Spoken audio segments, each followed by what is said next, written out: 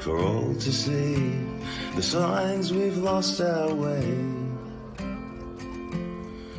When we jail our heroes and applaud our villains and turn our hearts away. Like a silent choir, too scared to sing the anthem of a braver day. The ballad of Dr Bruce Paix. Hello. How Welcome are we? aboard. Here we are. 1-2. And look at that, we got someone here already. Okay, legends. Good to see people are nice and early on a, 5 o'clock. It's kind of sort of dinner time and stuff like that. People are jumping on board. Good on you guys. Really happy to have you here. All right, let's have a look. And guess what, Bruce? I said that. What? What's up? Well, I was going to say it's the day after Trump's birthday. Oh, we celebrate Trump's birthday. We're going to a public holiday for that too. Do you think our Australian media would support that? And What, a Trump Pride Day? You just have to badge it. If you badged it right, they couldn't say no, could they? Roger. No, that's right. Have pride in Trump. And put some like a rainbow behind him, and I think everybody would be happy, wouldn't they? Wow. Guess what, mate? Guess what? You know how I said I posted the vaccination discussion forum that Philip Altman and all that had. I put it on my Facebook, and I thought I was going to get nuked for that. I haven't, Bruce, but you do know that I had 7,000 followers on Facebook, and I know there's accounts with tons more than that, but it was still not a bad little effort. And before it got nuked, and I was sort of creeping back up to a couple of hundred. But guess what, Bruce? I'm streaming to Facebook again. So anybody, well, it might not be for too long, brother. It might not be for too long. But anyway, we're on the two rumbles. We're on the faith, culture, politics. We're on the Clo rumble, and as always, thank you to MGG and the team for that, for the audience on there as well. They keep coming back as well, so I must appreciate what you're bringing them every week, Bruce. So good stuff.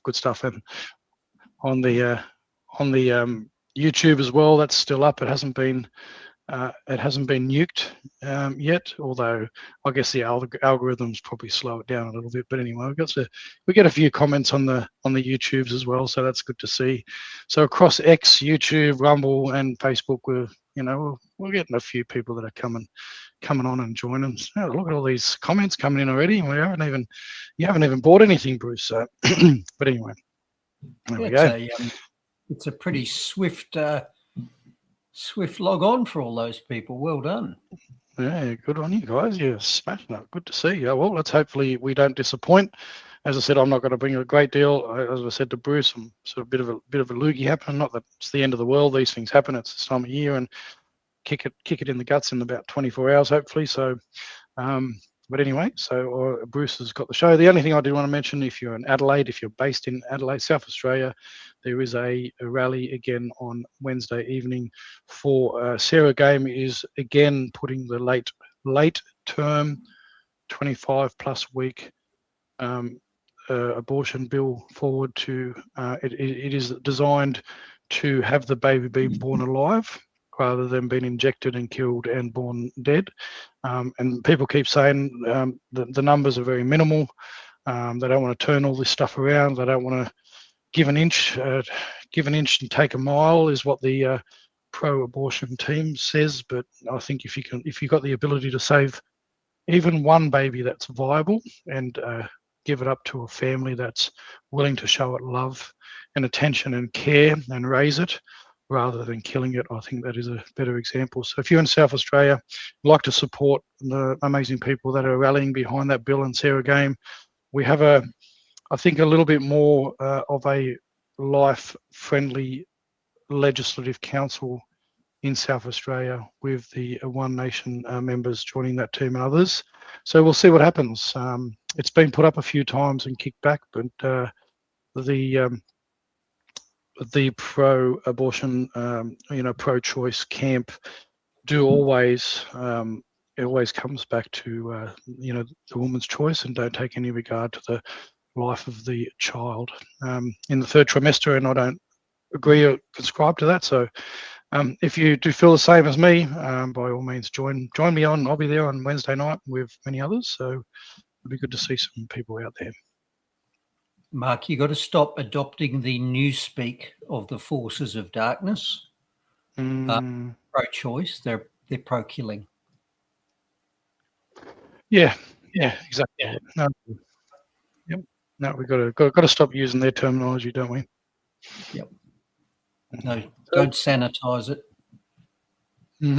Exactly. And you've come full circle on this yourself, Bruce, right? So we've had some very heartfelt discussions about where you stand now in this part of your life, and I know that you see this much differently than you perhaps did a number of years ago.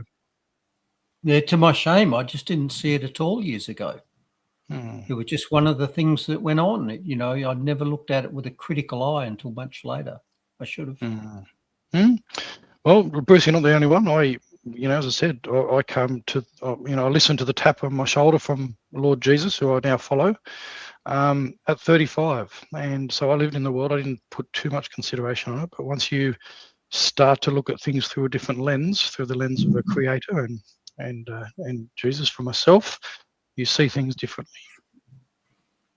And on that topic, Mark, what am I trying to show you?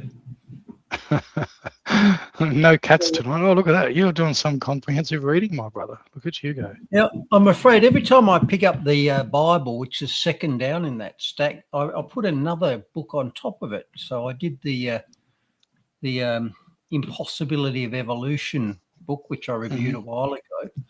And a couple of weeks ago, I got sent this from that's showing up all right. Cold Case Christianity. Okay, there you go. Yeah, Warner Wallace. Okay. That was sent by a watcher via a mutual friend. And I've started reading that, and I'll review it in time. It sounds very interesting. So the idea is the author is a former cold case murder detective. And he said, if we're investigating an old crime, an old murder, there's all sorts of things we can do to try and get to the truth of what happened. And he said, what if I applied that to the crucifixion? So he's looking at witness statements and evidence and correlations and alibis. And I'm only just started it, and I'll report back once I've got through it. But what a fascinating concept for a book. And the author says that after he did that, he also changed his view. He went from atheist to, that's a pretty compelling case that was all real. Yeah, Bruce. And do you want to, if you do want to look into things a little bit further, there's another gentleman by the name of Lee Strobel. He was an atheist that set out to prove the Bible wrong and Jesus wrong. And Lee Strobel. Oh, there we go. Forward by Lee Strobel. There you go. Look at that. Yeah. And he wrote the book, The Case for Christ. So he set out to prove it wrong. And him and his wife both ended up being very strong Christians and a very, very strong Christian spokesperson. I might never get back to the Bible if people keep sending me these sort of forensic things before it. No, well, it all adds. You could end up turning into a real theologian there, Bruce, which you're probably on your way there. Don't get too excited, but I said I'll take a look at it with an open mind, like so many other discounted conspiracies or fables or things that we're all taught in the modern world. None of these things are true. Yep. I've got an open mind now. Exactly right, mate. And I had a bit of a discussion with Stephen Tripp on his commanding the narrative yesterday, talking about it like that. We did that article talking about the heritage, the values set up in Australia over the years. And I know there's a lot of atheists and agnostics that actually openly admit that they may not believe in a God or anything like that, but they actually do see the value in the Christian ethos and the values that shaped a lot of the West. So so happy reading. Doubtless, and we're seeing that all unravel in the West as we replace our formerly God-fearing population with other cultures that don't share that. The results are pretty stark. Very much so. And I think I've said this before to you, Bruce. You know, one of the things I really am able to contest with the Bible, or the Christian Bible, is that there is no call for a compulsion via subjugation to turn to that faith. It asks you to come freely and willingly to Christ, whereas we have talked before that there's others that don't, other faiths that don't have that view, and they believe that their religion should be asserted on you at times with force. And you might notice that I said the Christian ethic. I've stopped saying the Judeo-Christian ethic because I'm increasingly becoming aware that they're not morally equivalent either. Mm-hmm. Yep, and many people would know that in my writings, I only focus on Christian because, in my view, people can disagree and challenge. My view is that the New Testament, Jesus is the fulfillment of the Old Testament, so there's no need for me to be saying Judeo-Christian. I am a Christian. I'm a follower of Christ. He is the head of the church, and so we are the body. The church is the body of Christ. So yeah, no, don't disagree there, Bruce. So anyway, another flag on the account, and we may end up getting flagged again for it. Could be anti-Semitism again, just for holding that view, Bruce. Maybe, I don't know. I can't see how anyone could complain about a flag, because every time I get official correspondence from everywhere, it's got a whole heap of flags stuck on it. Yes, well, we are still in June, Bruce, so we've still got 15 days, I believe it or not, of Pride Month. So are you proud, Bruce? There's many things to be proud about, Bruce, I suppose. Didn't I discuss that a week or two ago? You can be proud in things you've done, not in things you are, because things you are is just random. Yeah. If you've created something or made yourself or bettered yourself, yep, that's a source of pride. But if you just happen to have been born into a certain tribe, there's no pride in that. It can't be. You didn't do anything. There's no achievement. Yep, true. DEI Central. Anyway, shall we do this? Shall we get the actual show on the road now that we've padded it out with about 10 minutes worth of very good discussion? I'm not opposed to talking about my faith. Let's do this thing, I believe, is your line. Let's do this thing, my brother. So, episode 112. Who'd have thunk it? Who would have thunk it? Remember we said we we're going to do 50? Yeah, it seems like so long ago. Oh dear. It really does. Almost uninterrupted. I think I missed one and you missed a couple. Yeah. No, we've been at it for a bit. Yep. All right, so here's the contents list this week. So we've got updates. Now, we've got an update on potbelly stoves and whether you can burn coal in them or not. And I did a bit of a search on that and did discover that the answer is maybe. So I'll tell people when you can and when you shouldn't. And I'm going to revisit the brown eggs are less environmentally friendly because they make too many CO2s story. To quote a poultry producer from the UK who responded to that story, he said, "What utter rot," and I'll tell you why. Okay, nice. We've got an update on the Gulf War, so I think it's now about day 108, and for the 39th, 40th time, Trump has announced a deal. The deal is in. It's no longer just imminent, it's done. Although when you look at the small print, it's actually not done until Friday. And I can't see how what's been publicised can possibly be agreed to by both sides, because both sides had a number of go, no-go red lines. And unless one side is backed down massively, I can't see how they can both sign a piece of paper. Although I would note that the so-called peace deal is actually nothing of the sort. It's really just a 60-day extension of the existing ceasefire. Pro tip, which isn't a ceasefire because they didn't cease firing. It's an MOU. It's basically an agreement for a framework to discuss a deal. It's not a deal. as far as I can see. But that was really only rolled out yesterday, US time, so today our time. So I'm still waiting for the details. But according to Mr. T, yep, he's done the deal. The 40th try worked. Just we don't have any details on that yet. Yeah, I'll watch this space. Don't hold your breath. Colour me skeptic.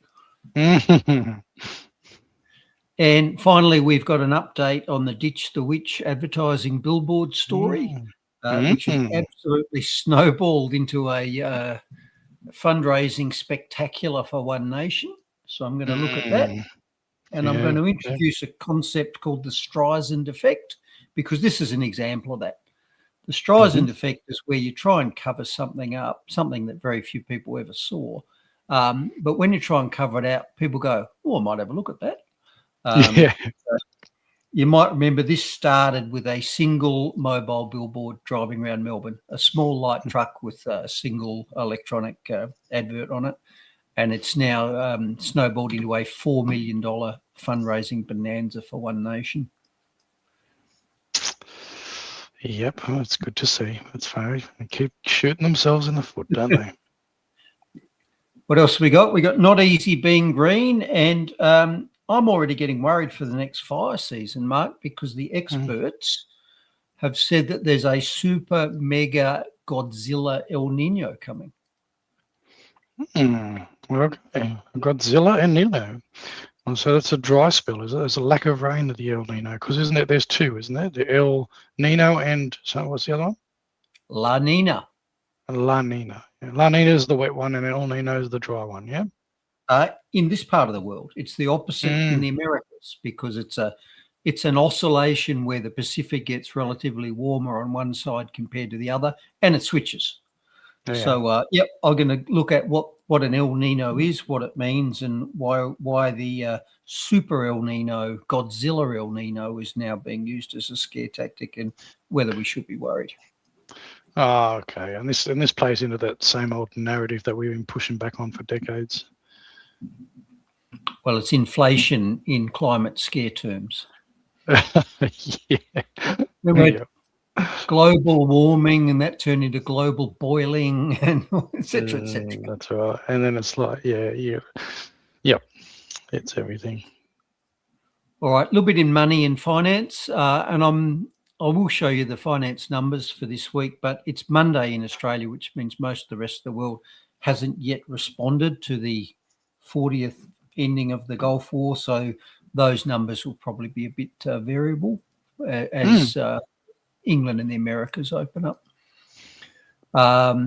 We've got a story from India, where India's had to introduce rationing of diesel, and they've done that because they've got a shortage, and they've got a shortage because they control the price of diesel. There's a state-mandated diesel price in India, and given the threats of supply restrictions that we've had over the last 3 months, prices needed to go up to balance that. And so it's a great example of why price controls create shortages. In health, we had a story about POTS, postural orthostatic tachycardia syndrome, I think, which basically means when you stand up, you get faint because your autonomic nervous system doesn't react and constrict your vessels down and maintain your blood pressure. So when that system gets damaged, you stand up suddenly, you go all faint and fall over. So that's a side effect of COVID infection, apparently.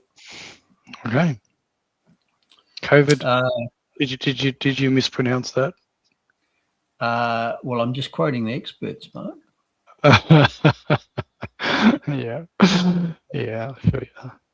I did put it in quotes. You did put it in quotes.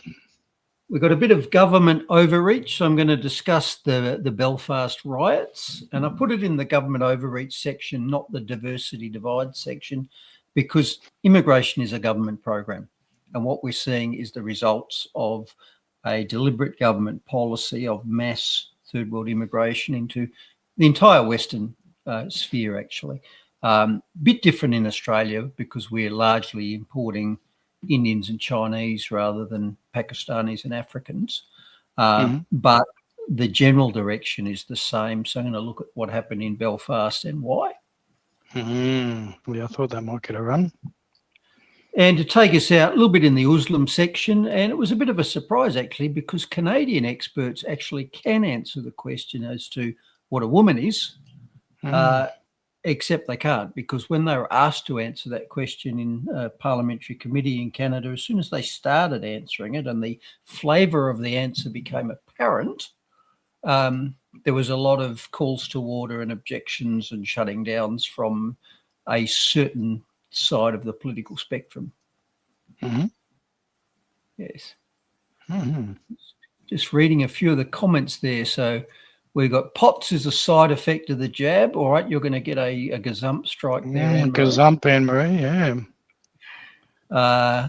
POTS is a condition of Ehlers-Danlos. Ehlers-Danlos is an inherited condition where your soft tissues, so your tendons and skin and so forth, is abnormally elastic. Now, that sounds great to people like me who can't touch their toes, in fact, can barely touch their knees, but it's not, because you need a certain degree of tension. Otherwise, your joints pop out and things don't work. And you can tear your skin as well.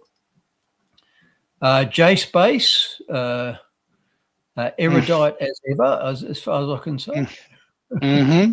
Yeah. So enough said there. You never disappoint, Jace. Never disappoints. So let's kick into it. So I think it was last week, might have been the week before, we were discussing putting coal in potbelly stoves. And I remember saying the potbelly stove to me is an odd thing because it doesn't appear very efficient. It's pretty tiny. So your wood that you've got to chop up to put into it's got to be chopped very small. And I've been cutting firewood in the last couple of days, and I do mentally think, okay, that's going in my big square box, so that piece of wood can be that long. Whereas if you're putting in a potbelly, it's got to be a pretty small piece. And it didn't seem to me like it was a very good design. But one of the ways you could get around that is instead of chopping up wood, why not just put coal in it? And I did talk about that a week ago. And I remember somebody commented, you can't do that, it burns too hot. You remember that? Yeah. So I had a bit of a look into that. So here's what I learned. So first of all, a bit of history. The potbelly stove's been around for about 220 years, being first developed around 1800. And the reason it's a tiny thing like that is for portability. You could actually move it around with you. So if you're moving to a different camp or different tent perhaps, it's small enough that you can actually carry it or disassemble it and move it. So that's quite different to the more modern, large, square wood heaters that you can buy, which are still made out of cast iron, but they're far larger and heavier. So you wouldn't really regard them as portable. So one of the key reasons the potbelly is small like that is to make it portable. It was really used as an improvement on the fireplace, the open fireplace, rather than an alternative to the modern big square wood burner box. So the big square wood burner boxes really weren't a thing over 200 years ago. So this was a new improvement. And it was an improvement because it radiated heat all around it, whereas a lot of the heat from a fireplace goes up the chimney and certainly only radiates out the front. So a potbelly is a far better room warming device than an open fire. One of its other features, they had a flat top, and that was deliberate. You could put your water on it to boil it. You could put a coffee pot on it, or you could put food on it to boil it. So they were features of it. Now, the question was, can we burn coal in them or not? And my research said in some cases you can, but they've got to be specifically designed to do it because coal burns much hotter. And if your modern potbelly, and yeah, there are such a thing, if your modern potbelly stove is not designed to burn coal, you probably burn the base of it out because the coal is much hotter. So in order to burn coal, you've got to have a heavy grate to stop the coal sitting on the bottom of it. So you've got a grate between it and the ash box, which burns there. And you need an air inlet lower down. So here's a diagram of that. So if your potbelly stove has got a heavy grate at the bottom of the pot where it says coal, that's where you put your wood in or your coal in. You need a grate below it, a heavy grate like the ones I've shown on the right.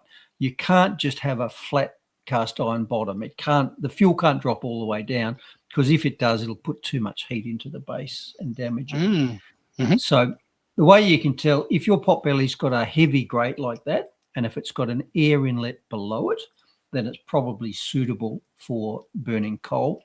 If it doesn't have those features, it's probably going to burn out if you burn coal in it. And to me, that's the same answer for my more modern square firebox. The wood just goes in the bottom of it. So that would mean, in my mind, too much heat being placed on the base. There is no grate and a separation to keep some of the heat off the base in my wood burner. So your modern wood burning stove is also unlikely to be suitable for burning coal. Oh, yeah, there you go. So interesting. So hardwood kind of kindling material for these sorts of things. You still want something that's going to burn pretty well, and because you can't put massive logs in it, as we said before. So there's a sort of kindling size chips. I'm gradually learning over time, because I've been using a wood heater regularly for about 3 or 4 years now. And I'm progressively splitting my logs into smaller and smaller slivers, because I find if I put a big log in it like that, it'll go in there and it'll start burning around the edges, but it seems to suck too much heat out of it and tends to actually cool the fire down. So you find yourself putting kindling on top of the log to make the log burn. So as time goes on and I split my own wood, I'm splitting it into smaller and smaller slivers to get around that problem. Yeah, and Jace obviously said here, because coal burns so hot, that's probably why it was used for blacksmithing back in the day. Yeah, look, they that also, might be right. And Jace, those blowers, was it Jace who said, yes, you can burn coal in them? A week or two, I think it might have been. Might have been, yeah, in certain ones then, yeah. Now, something else I've learnt from several years of actual wood burning for heat is that in your modern firebox, the OCD in me led me to taking the ash out every day, and I used to bitch about it because it was just another chore. Until my neighbour said, "No, don't do that. Let it build up to 1 inch or 2 in the bottom, and that insulates it, and the material above it burns much better." So I now probably only take the ashes out once a fortnight. There we go. So you learn something there. But see, the beauty with the little potbellies, it's good, like the portable, like you said, portable in the old days. You take it from camp to camp, and especially with the design of being able to put a kettle or warm food on there as well. So quite practical little things. And in the day, they serve the purpose, and I guess still around. So there you go. Yep, there you go. Yeah, nice bit of research there based on some commentary from others. And Silvertail agrees, you need an ash base. So, yep, I've only really just learned that this year. So I guess we all keep learning, don't we? We do. Yep. All of us learn from each other. All righty. So what have we got here? We've got update number 2 here. So last week we discussed Sainsbury's, who's a supermarket chain in the UK, had discovered that brown eggs were 12.5% more carbon intensive than white eggs. And so they were going to stop selling them. And it was refreshing to hear anything where white was preferred. But perhaps it wasn't true. So here's what a poultry processor from the UK said. "Let me categorically debunk this utter rot. I'm a poultry breeder. The hens that lay white eggs, Amberline/White Star, do not have a lower carbon footprint.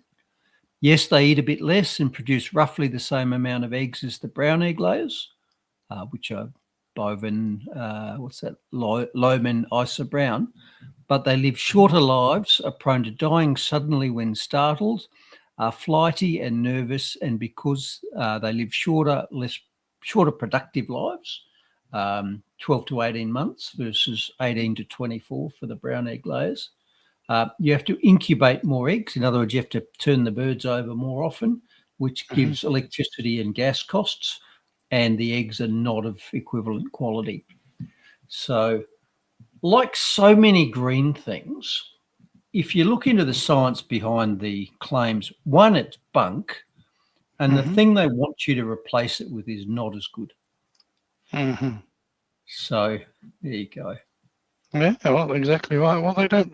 This just adds to the whole scheme of everything they do. Everything they recommend is actually counterintuitive to your overall health and well-being. Wow.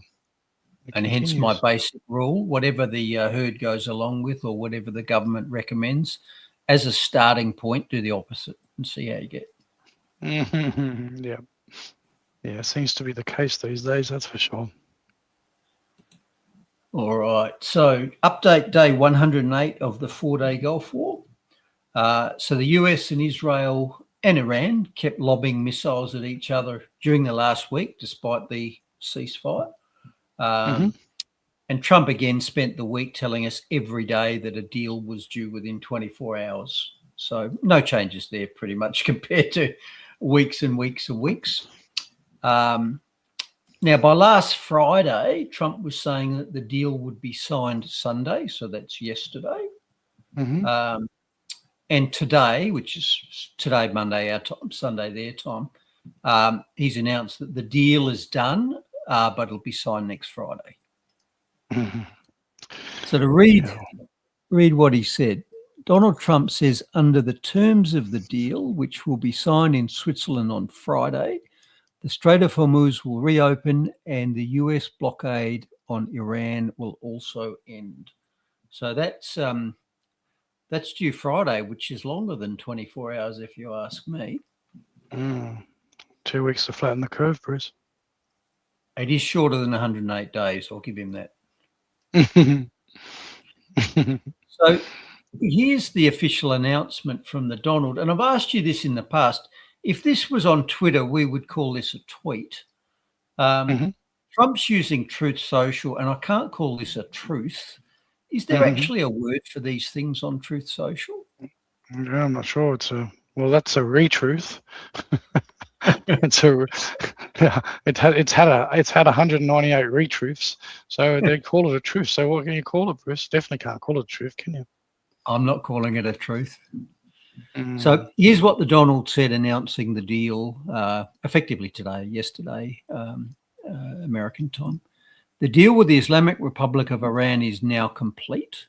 Congratulations to all. I hereby fully authorize the toll-free opening of the Strait of Hormuz and simultaneously herewith authorize the immediate removal of the United States naval blockade. Ships of the world, start your engines, let the oil flow.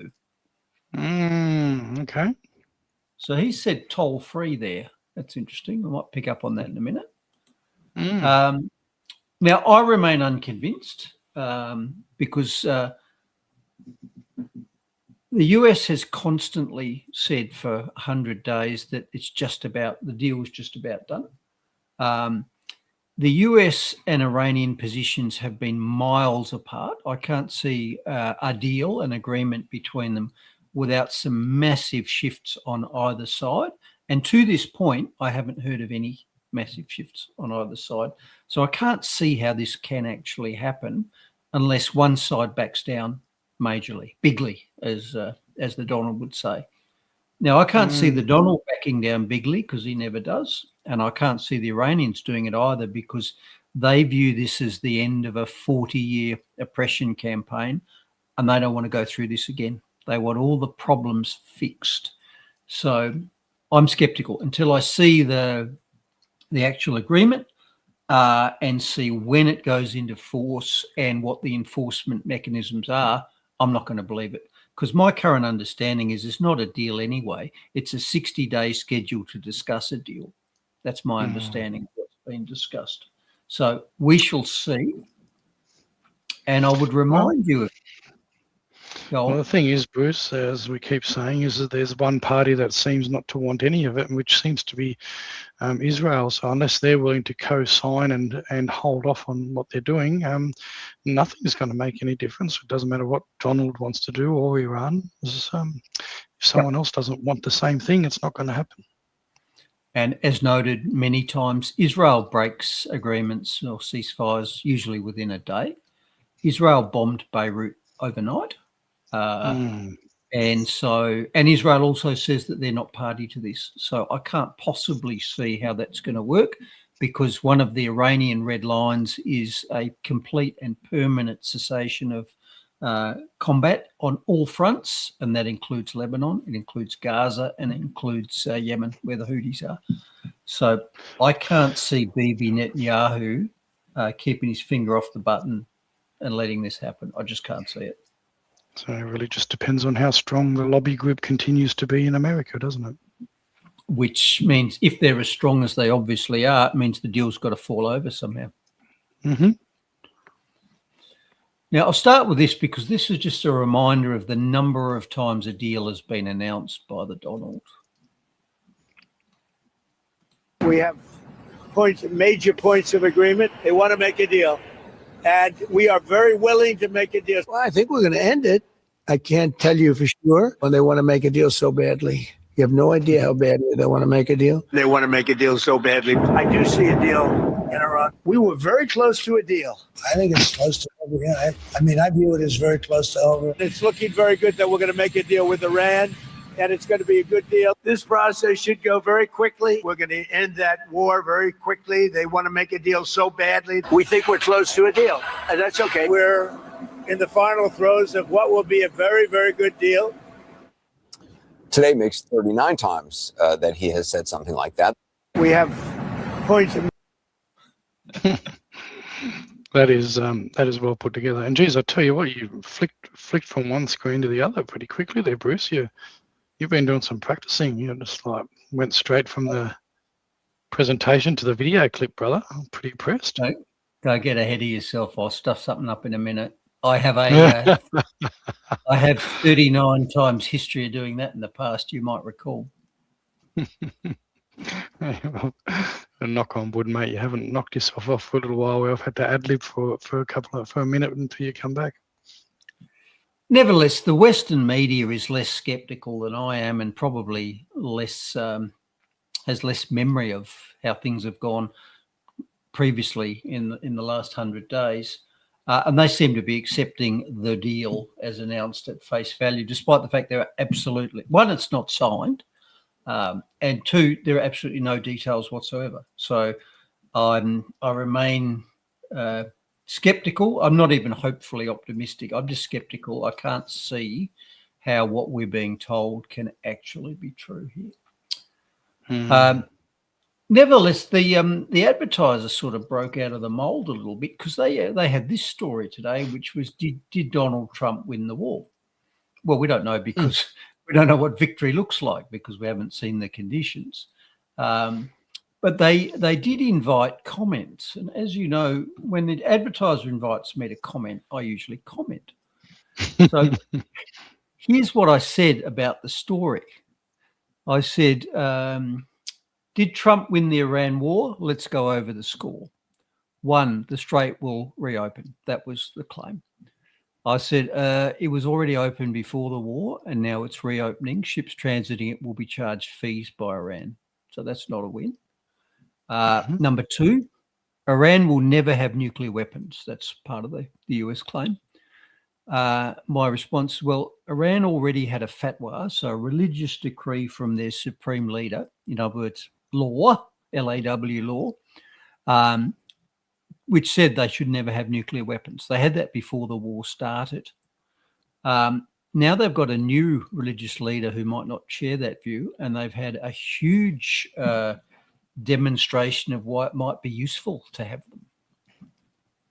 them. Number 3, we got regime change. So, yeah, in about day 3 or 4, that was the explicit goal of the war. Trump said that they'd killed the leaders and that now they were going to have a more reasonable government to talk to. That was in about 3 or 4 days. Okay.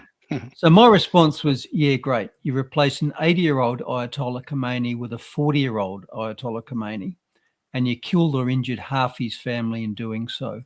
I bet that helps smooth over US-Iran relations. Yep, on point. What else has Trump been saying? We have the most powerful Navy in the world. Yeah, sure, you probably do. And you've just spent 100 days demonstrating why that's irrelevant. You've shown that cheap drones can neuter it, force it 500 miles offshore, and make it utterly irrelevant in modern war. So, yeah, good work. Well, it wasn't irrelevant for the money makers, the money changers. Back to what victory looks like, Mark. Mm-hmm. Mm-hmm. Victory looks like making a whole lot of new stuff. Yeah. And I added at the end, you also showed the friendly Gulf countries that US bases don't protect them. They make them targets for attack. And you effed up the world energy supplies for months, possibly years, and that the US dances to Israel's tune, something the world is rapidly waking up to, and something which threatens the very existence of Israel going forwards. So that was my response to their invitation to comment on whether Trump won the war. So I don't Let me guess. Did they keep it up? Colour me shocked. That actually slipped past the censors. It wasn't to do with COVID, that's why. I actually got that up, and it was amazing. Most of the replies to it were, schooled by the Western media. So they said things like regime change was never part of the war aims. Yeah, it was. Trump said at the very start it was. They've said the US does have the most powerful navy. No US ship was ever hit by a drone. And I said, well, we don't know if that's true, but even if it is true, it's irrelevant because the drone threat kept the US Navy 500 miles offshore, which made it much less effective. And reminded of the meeting between Giap, who was the North Vietnamese leader, and an American colonel in Saigon after the war, where the colonel complained to the North Vietnamese opponent, you never beat us on the battlefield, not once. And the North Vietnamese sort of screwed up his face and said, true, but irrelevant. Same here. It is irrelevant whether the US Navy is the most powerful in the world, and it's irrelevant whether Iran actually managed to damage it. And there's a school of thought that says it did. The Gerald R. Ford laundry fire happened at the same time as Iran claimed to have hit the ship, and it resulted in a massive fire that actually risked losing the ship. Apparently 600 berths were burned. And the ship had to withdraw from combat and go across to Croatia for emergency repairs. So there is a school of thought that says, yes, Iran did manage to hit an American warship, and that might have, again, resulted in them staying so far offshore that they were of very limited effectiveness. So, yeah, I'm not sure that was even true. But if it's true, it's irrelevant. The British Navy in the First World War was the most powerful in the world, and it couldn't get through the Dardanelles. The Dardanelles turned into a disaster due to mines and shore batteries. It's exactly the same analogy. And Christine Ann 123 makes a bit of a point here, Bruce, about overall will life be improved for the Iranians? Do you think, Bruce? Because let's not forget, the Islamic rule of this country is, it's not in the best interest of a lot of their people. I mean, they went from a country, I believe they were quite modest in their clothing beforehand, or, they're quite westernized before the Islamic regime took over, and obviously got burqa and Islamic rule and all that. So from all accounts and purposes, what I hear is that the people weren't living their greatest life, but, you hear a lot of things and see a lot of things from other parts of the world. I can't really comment on that, but this is all designed as a liberation, apparently, of the Iranian people. I mean, sure, there was a threat of nuclear. This is all the spin around, the war and obviously Israel's involvement and all that. But the people themselves, they definitely don't seem to be doing any better now than, I guess, under the Islamic rule. Well, we don't really know what it's like on the ground in Iran because all we get is Western propaganda about it. We're told they're the axis of evil. We don't know. We haven't seen it for ourselves. And in the modern social media era, there are what I regard as credible Iranian commentators getting a following on the YouTubes, amazingly. One of them's a professor from Tehran University, Syed Mohammad Marandi, who is interviewed constantly. He seems to be a perfectly rational, well-educated, well-spoken, reasonable, civilized man. And he doesn't agree at all that the Iranian people have been oppressed by their governments. And he lives there. Now, if he genuinely believes that, he's different to me, because I've been oppressed by my government. Here we are. And in terms of will life get better, if the war ends, life will get better. But remember, Iran has been at war with America for more than 40 years. They've been at war ever since the fall of the Shah. And the Shah was an American installed ruler. There was a revolution, they got rid of him. That's what the people wanted way back then. And there have been economic sanctions and periodic bombings on Iran ever since. And as any logistician knows, the thing that determines the outcome in war is logistics. It's money and supplies. So if Iran has been restricted in terms of economy and money for 40 years, they've been at war for 40 years. So if this actually ends it, then yes, things will get better. Maybe the politics will change, maybe they won't, but the economy will improve. Yeah. So you hear similar stories like that around the Gaddafi overthrow and stuff like that. You know, people saying that he had to go, he was a tyrant and that. But then you heard a lot of stories saying that he was actually looking at doing great good for the country and everything. And I think a lot of people comment around, and I haven't deep dived on this as well. It was all around the oil and the standard currency is the petrodollar. It seems to be at the center of all these sorts of things that keep popping up. So it's almost it's a protection, a racketeering protection of a system that's been set up that people don't want to see undermined by countries that want to go their own way. Is kind of how I read a bit of it, and I'm obviously not that deep dived into it. Yep, I agree. I'm skeptical of everything my government tells me these days, including stuff like that we just took for granted. You know, the Americans are evil terrorists who are blowing shit up all over the Middle East. I say Americans or the Iranians. That might have been a Freudian slip there. I might just leave it at that, eh? Yeah, well said. Funny about that, isn't it? Right, that was spontaneous. You know that. Yep. All right. No untruths there. That can go on Truth Social, Bruce. You can truth that out. Yes. You can truth that one out, mate. You should be on Truth Social. You have more truth than coming out of other things. All right, next update. So we've got an update on our unpopular Victorian Premier, Jacinta Allen, having a sook about this single truck mobile billboard that was making the rounds in Melbourne a week ago. Now, Albo, another Labor leader, he sprung to the defence of Jacinta Allen, and she is on the nose in Victoria.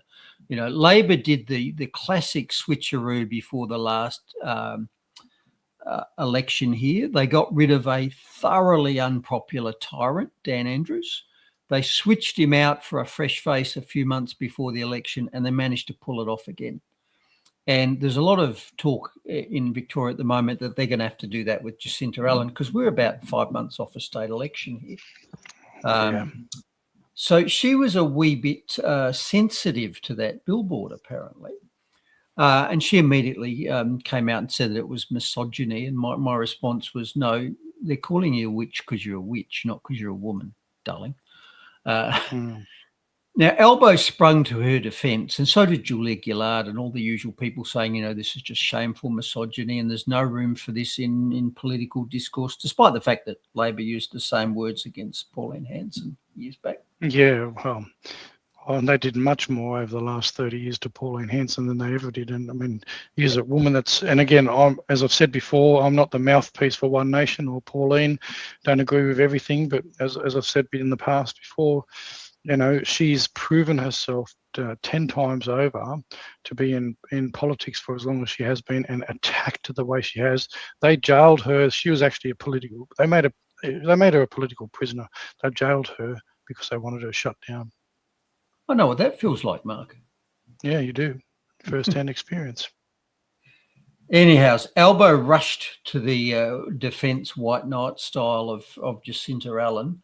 And in a classic case of the Streisand effect, which I'm going to define shortly, he compounded the problem because he spurred One Nation to actually come up with a similar campaign for him. And that's where the old Fire the Liar campaign, which started. And it started less than a week ago. So One Nation immediately commissioned another truck to drive around, just a single small billboard truck. They must be electronic to get them out that quickly. I'm thinking they're not pasting, vinyl on the side of it. So One Nation came up with Fire the Liar, and they started driving a truck around with Albo's picture on it. Okay. And they actually spun that into a campaign and like a please donate to us so as we can promote this message campaign.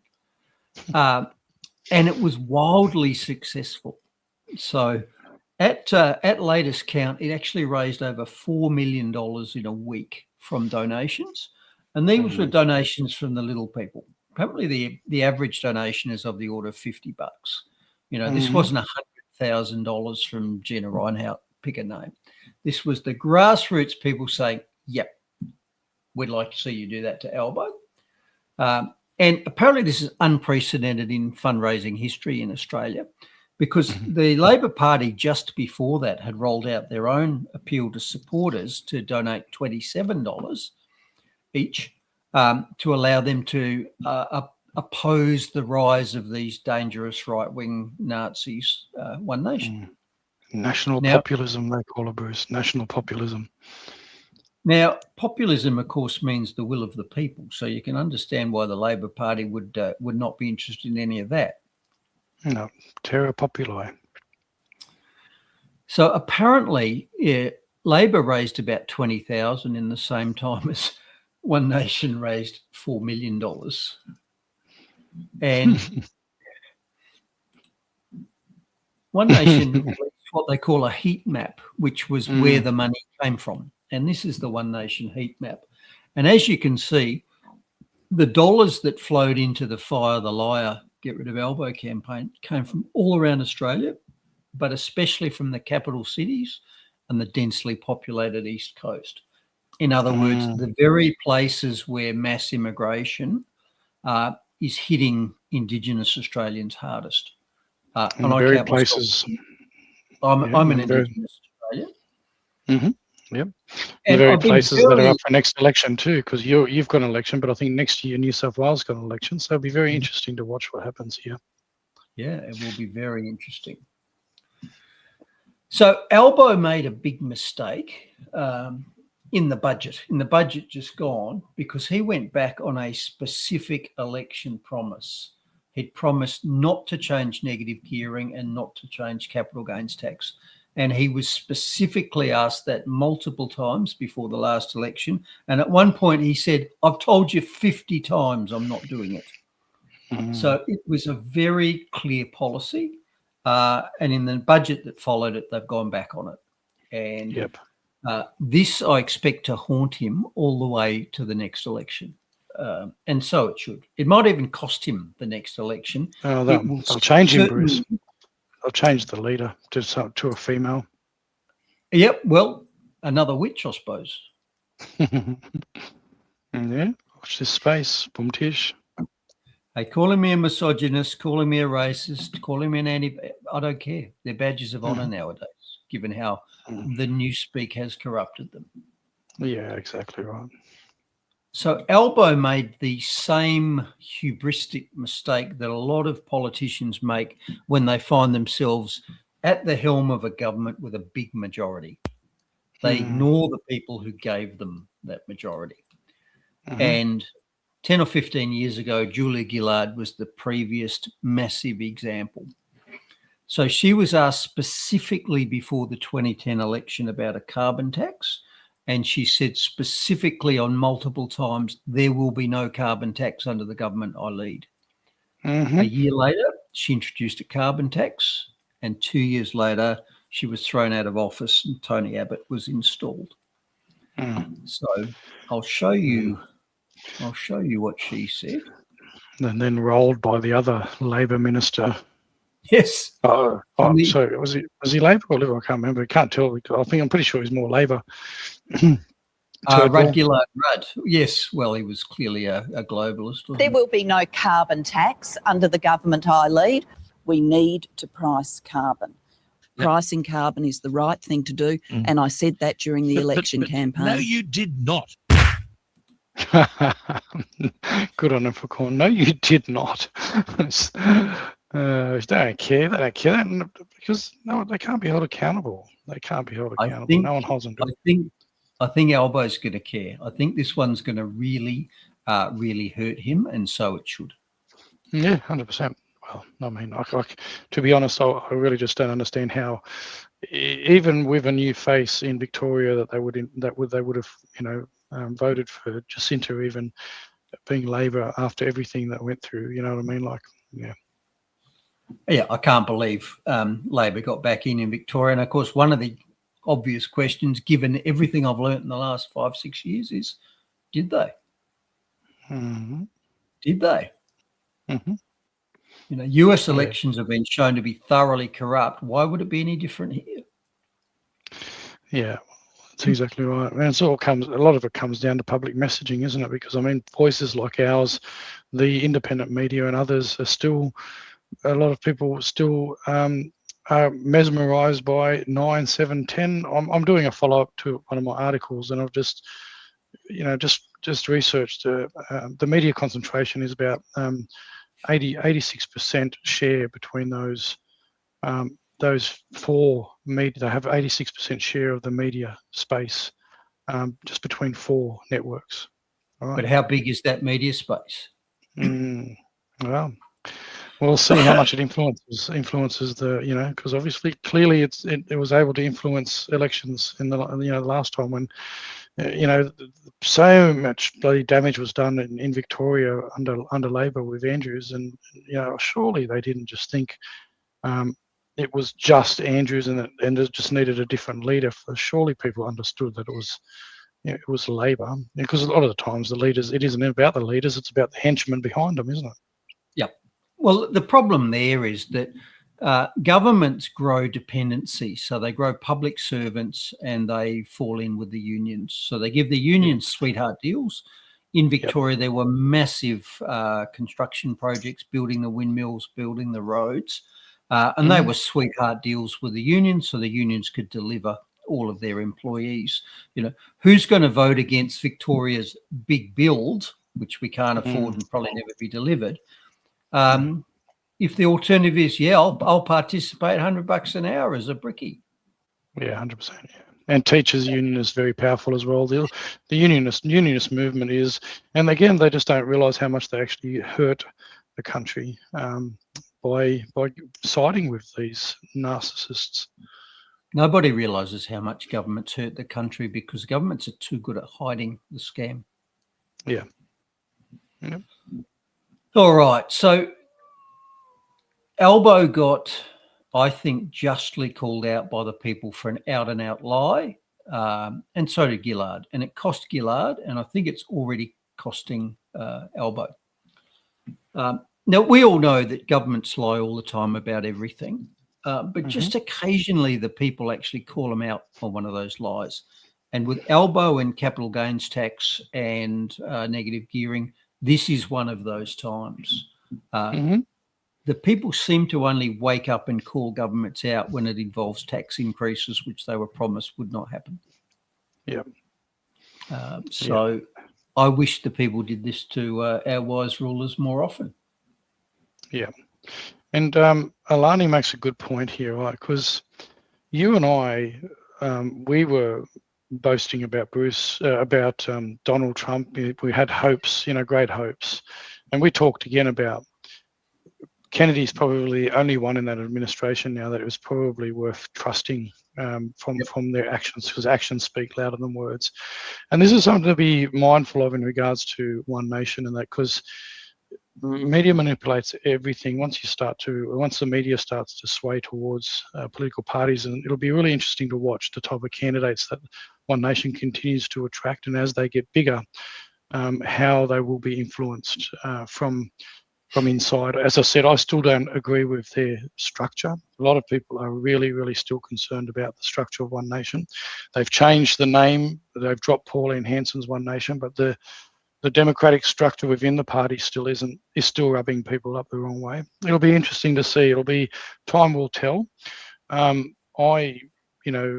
myself, I'm writing about a lot of stuff, and a government, as you know, government isn't the answer. We want less government, as minimalist government as possible.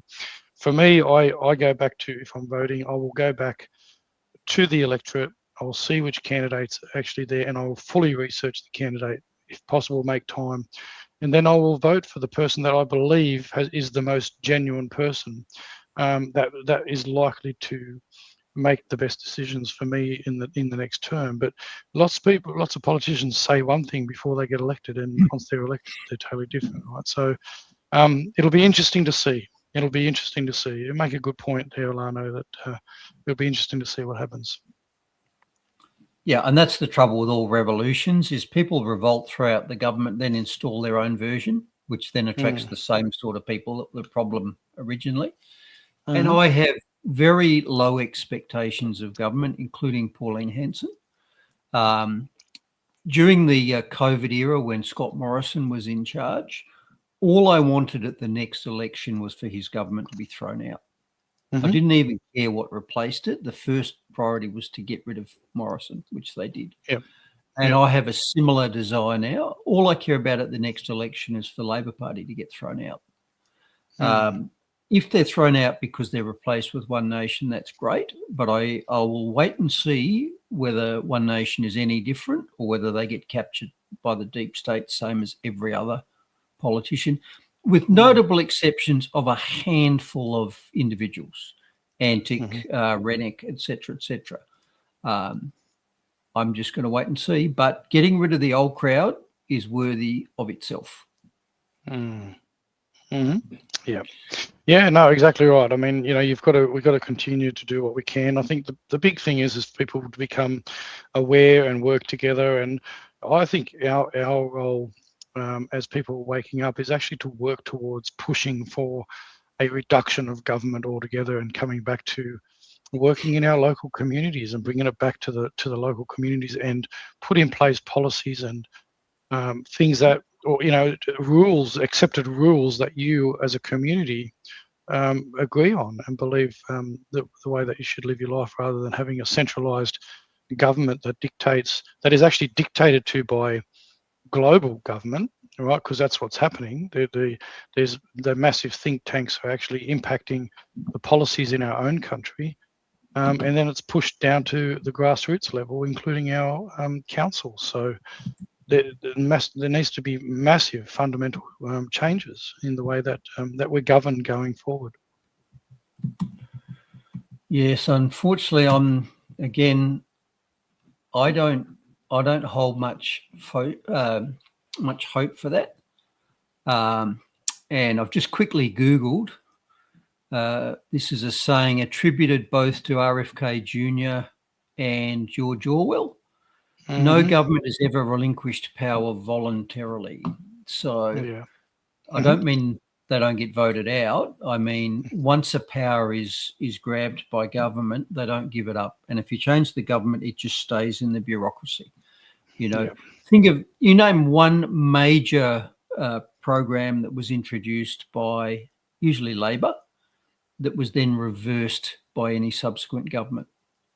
We had Gough back in the 70s, free university, Medicare, fast forward, further forward, no jab, no play, etc., etc., etc. Establishment of the NDIS. No government project ever gets rolled back just because government changes. They just grow bigger and bigger. I said before, governments are cancers. You can't hope for your cancer to shrink. It just grows until it kills the host, and then you start again.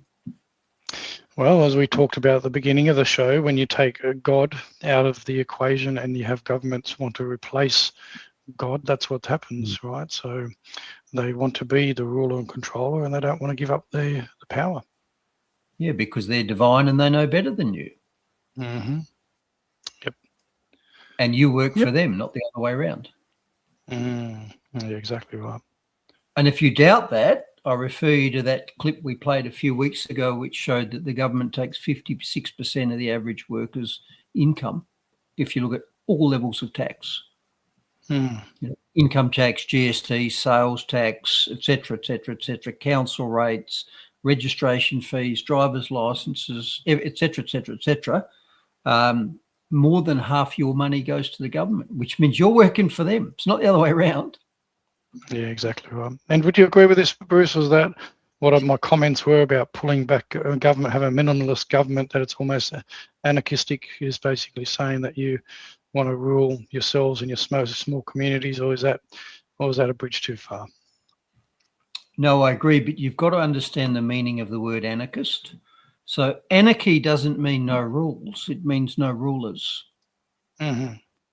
So to use the example, I have neighbours on both sides of my fence here in Western Victoria, and they're both fabulous. Mm-hmm. You know, one of them drops in, borrows stuff. I borrow stuff of his. We build fences together. His car breaks down, I go get the car trailer and bring him home. If I need a lift down to the tyre shop, I just ask him, he does it. On the other side, you know, they ring me and say, oh, shit, we had to leave early this morning. The water's not working. Can you water the horses? I say, sure. One of my horses died a year ago when I was in Adelaide. By the time I got back, they'd got a mate in with an excavator and buried it. Mm-hmm. There's no rules about these things. There's no set of, 1,000-page schedule that says this is what I have to do for my neighbours. You earn it cooperatively by being a decent person, and you get reciprocated. So that doesn't happen because there's a law that says it has to happen. It happens because that's how humans interact together. There are rules, they're just not made by rulers. Sounds like a Christian ethos. And I think the rule is don't hurt people, don't take their stuff. 10 Commandments is a good start. Well, there's 2. Yeah, that's it. Yeah, love it. All right, so we've where have we gone? So I said at the start that this whole thing where Albo rushed white knighting to Jacinda Allen's defence, and she took a sook about a single truck that probably nobody would have noticed. That snowballed into a national story and a $4 million windfall for their opposition. And it's a great example of the Streisand effect, if you've heard it. And here's a definition. The Streisand effect is a phenomenon where an attempt to censor, hide, or remove information inadvertently causes the information to become much more widely known and publicised. Mm-hmm. And it apparently relates to, well, let me read it. The term was coined after an incident in 2003 where singer and actress Barbra Streisand sued a photographer to remove an aerial photograph of her Malibu home from an online coastal erosion project. Before the lawsuit, the photo had been downloaded only 6 times, 2 of which were by her own lawyers. Following the lawsuit, the image went viral and was viewed by hundreds of thousands of people. Oh dear. So it's a backfire and a half, isn't it? Jacinda Allen, by sooking about a truck that probably nobody would have seen, has raised $4 million for One Nation and given them a serious attack against Albo. Yeah. Well, that's the done, media Barbara. platform. Yeah, absolutely right. Because you're right. And you make a good point. That truck, some people might have looked up at it and had a bit of a chuckle and, raised an eyebrow, whatever, went along and done its thing. But it's been massively polarized now. And not just the money raising, but just the media attention it's getting and everything else like that. Yep, absolutely. Well done, Barbara. Good on you, Barb. Well Good done, on you, Babs. Not easy being green. So what have we got there? So the climate warriors, I'm going to use that term, as the alternative to climate deniers. They're the climate warriors.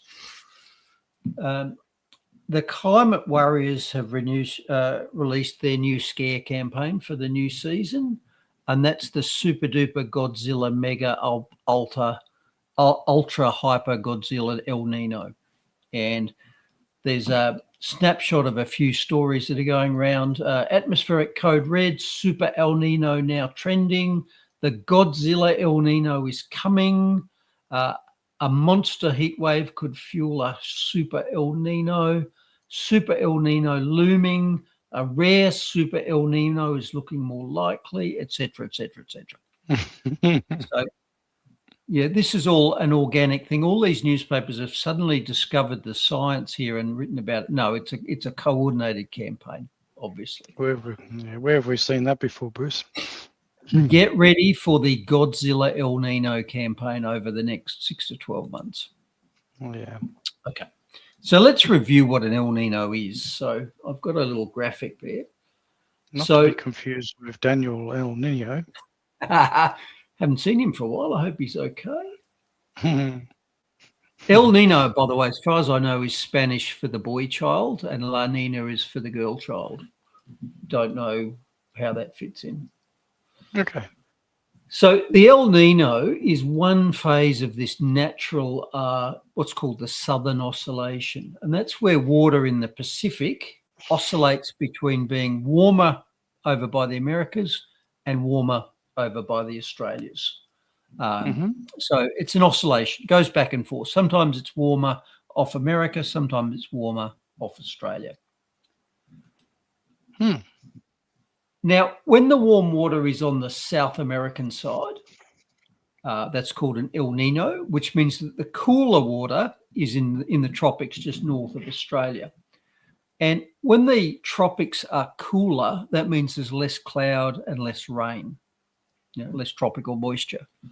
So when we get an El Nino, Australia gets drier, and so we get more drought, more bushfires on average. And when it's warmer on the Australian side, we get more tropical moisture, which means it's wetter, we get more floods, and the converse happens across in the Americas. And in fact, this can affect weather in North America as well, so California, etc. So it's likely that when Australia's in drought, that California's not, and vice versa, because they're opposite ends of the same phenomenon. Now, note, this is a natural phenomenon. It's natural. We don't know what drives it, but for some reason, you get these periodic warmer on one side, cooler on the other side, and then they oscillate. It's been happening for centuries, and it usually switches around about on a several year basis. So you might have an El Nino build up causing dry weather in Australia, and it might persist for a season and then it declines off again. And you might be in the middle, neither one nor the other, for a few years, and then it might switch across to El Nino again, La Nina again, or vice versa, So it's a natural cyclical phenomenon with 1 to several years, and you can actually get 2 in a row. So you can get a El Nino back to the center and then back to El Nino again. So you don't necessarily go all the way from one to the other. So what's the current fuss? So the current fuss is that we've got a super duper Godzilla El Nino looming, and obviously the climate warriors are going to tell us that that's unprecedented. So what's behind that? Well, basically, it's just another advertising campaign. They've changed the rating scale for El Ninos. You used to have El Nino, then you had severe and then super, and now they've added. Godzilla is actually not a meteorological term, but it's widely used in the media as the super duper ultra catastrophic El Nino. Sounds ridiculous. So it's just, it's the conversion of, global warming into global boiling. It's just it's the inflation in scare terms of any natural phenomenon that the global warming warriors bring out. Yeah. Now, we probably are heading for an El Nino at the moment because these things take months to develop, and you can see by looking at sea surface temperatures months out that one is probably coming, and we're probably heading into an El Nino. We don't know if we really are, and if it does develop, we don't know how strong it'll be, but it looks like it is on the way. And like I say, every few years we get that. Now, what the climate alarmists won't be telling you is that the worst ever recorded drought in recorded history in Australia, who knows what happened, centuries ago, but the Federation drought of 1895 to 1903 was the worst known drought in the recorded history era in Australia. So that's 120 years ago. And it's called the Federation drought because it spanned the period of federation of the states into Australia. And it was caused by a series of back-to-back El Ninos. So it was a case where an El Nino developed and then regressed, and then you got another one and regressed, and you got another one. It didn't swing the other way for 7 or 8 years. Right. And this caused massive drought in Australia, so that the Murray in places went completely dry. And you got a picture there of horses and buggies on the dry riverbed of the Murray during that era. Wow. Now, note, when that happened, the CO2 level was 296 parts per million. Interesting. How did they measure that at that time, in those days? Oh, they're historical records going back centuries from Mauna Loa and other places. That's a recording station in Hawaii. Yeah, that's not particularly long ago. Interesting.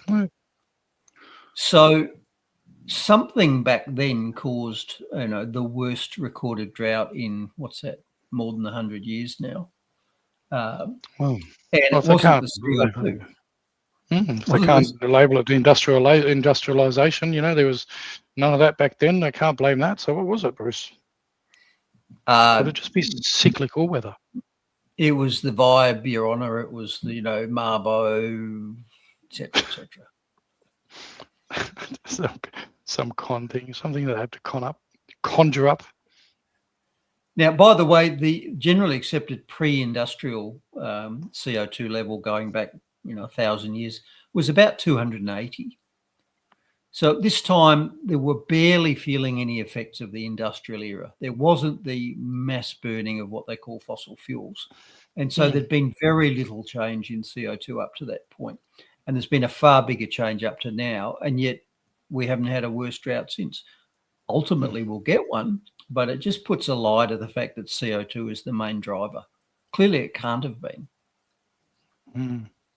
Now, here's another fun fact. Higher CO2 levels actually make plants resistant to drought. So on the one hand, they grow better because CO2 is plant food. And on the other hand, they are resistant to drought. So again, they grow better. They're more productive. So the greenhouse effect really is a greenhouse effect, and the plants love it. And just to explain why plants do better when CO2 levels get higher, CO2 is taken up by the leaves of the plant. So it's sucked into the interior of the plant. It's used in metabolism. And to get that into the leaf, there are holes in the leaf called stomata, and they're dynamic. They can open and close. So that hole lets CO2 into the leaf, which is a good thing. But that hole also lets water vapor out of the leaf, which is a bad thing. So when the CO2 levels go up, the hole in the leaf can either be smaller or open for shorter periods of time to get the same amount of CO2 in, and therefore lose less water. So it's not so much the higher temperatures in a greenhouse that plants like, although they do. It's the fact that the CO2 gets in easier and the water is more efficiently used. So again, this is something that the CO2 warmists and alarmists never talk about. Dropping CO2 levels makes it harder for plants to grow. And raising them makes them grow better, and it makes them more drought tolerant. Yeah, well, that makes sense. And for some reason, we want to stop that. Trust the experts. Well, there's a lot of that happening, isn't it, Bruce? Like I mentioned before about food and other things. Everything is designed to be, counter, the opposite of what, we should be doing. Like you said, listen to the experts and do exactly the opposite. Yep. All right, finance section. So what have we got in the money and finance? And I'll caveat this by saying that we don't know what the market's response to the 39th ending of the Gulf War is going to be. So this could all be quite volatile over the next few days, but some small changes. Gold's off a bit, silver's up, Bitcoin's up. But the biggie there is that oil's down about 10% compared to last week. And that shows you how much markets are driven by emotion and expectations, because the Strait isn't open. No oil has been delivered that wasn't already out. And even if the Strait really is open, it's months before the oil supply restrictions begin to reverse. And yet, bango, there's a 10% swing in oil prices within a day, just on the news. Yeah, exactly right. Hey, just before you go on, Bruce, I just wanted to touch this from Christine Ann about our last segment. She was saying about the hottest decade was 1930s. Now, I did a bit of digging on that. Now, you've talked about this. We've talked about this in our episodes, right? So apparently the debate exists. Some websites and commentators claim the 1930s were the hottest decade. They usually rely on raw, this is what you've covered before, raw, unadjusted temperature data from specific stations. Also known as real data. Roger. Old yearbooks or limited historical records, criticism of the bombs, and you've brought this up before, homogenization adjustments which correct for station moves, instrument changes, etc. These adjusted data sets are the international standard for tracking genuine climate trends. Without them, changes in how or where temperature were measured would distort the record. So we've covered this in segments before. So, the 1930s had notable extreme heat events, but because of the homogenization and the adjustments, they reckon that since the 1950s, there's been a consistent uptrend in warmer and warmer decades since the 1930s. So, yeah, good. Thanks for putting that in there, Christine, and let me have a read of that, because Bruce and I have, well, Bruce in particular with his research has covered this on multiple occasions, is this homogenization of data records and the way that they are fudging, and the bomb's totally captured, and the figures are the BS. So that's very likely true that the 1930s may still have been the hottest decade in Australia. And the sad thing is we're never going to know, because they're diddling the books and extinguishing the old records. Mm-hmm. We just won't know. Yeah, well, Alana said something about, there was a comment from Alana about that before. I think you put it in the comments, Alana. Here we go. I went to the bomb and couldn't access any info from before 1997 and got blocked for downloading the PDF. So that wouldn't surprise me. Now, try going back into your tax records, Mark, which you have to keep for a certain number of years, and homogenizing them before you submit them to the tax office when they audit you. See how how acceptable that is. No? I don't have the raw data anymore, ATO, but I have the corrected figures, and bugger me, I didn't earn anything for 4 years in a row. That's why I didn't pay any tax. Yeah, no, sounds legit, Bruce. Sounds legit. Going to homogenize our tax returns as well. And of course, that's just going back at the numbers and adjusting the numbers. There's also a whole system of measuring instrument changes. So they made the Stevenson screen smaller and put different paint on it. So the standardized box that you put your thermometer in got smaller and less white, both things which, made it appear hotter now than it was. That's handy. And of course, you've got migration of recording stations from what used to be grass fields and are now in the suburbs. Sometimes they're in airports. So the local environment has got naturally hotter because the local environment has moved over the measuring station. They go, oh, geez, look at that. It's got even hotter. In addition, they've got electronic thermometers now. In the olden days, it was a mercury thermometer, which was low inertia. High inertia. Anyway, it meant that it was slow to rise and fall. So if you had a gust of hot air go over it, it didn't spike up 0.8 degrees Celsius because it didn't notice it.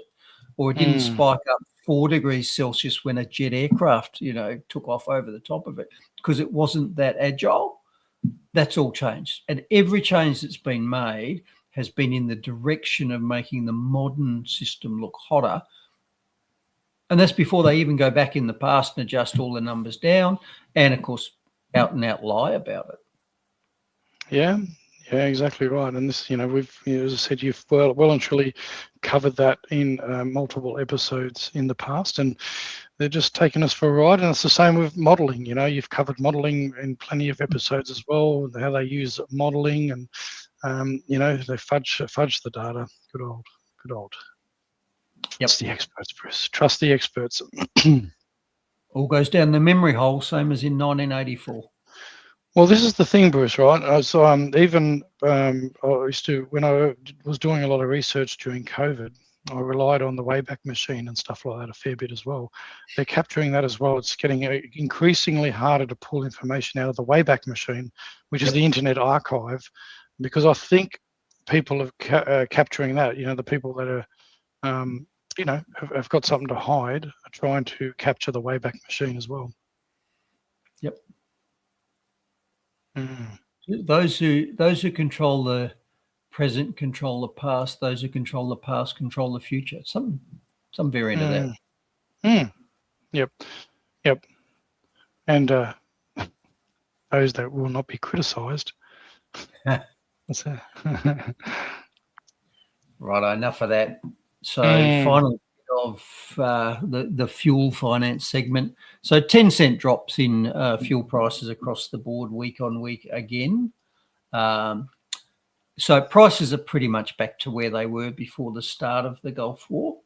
But I would remind you that there's a 32 cents a litre tax discount there because the government, and in fact it's more than that because they charge GST on top of the tax. So, for example, if they slap 52 cents a litre, which was the old tax, on top of the litre that you buy, the GST on that is 5.2 cents. So it's even more than that.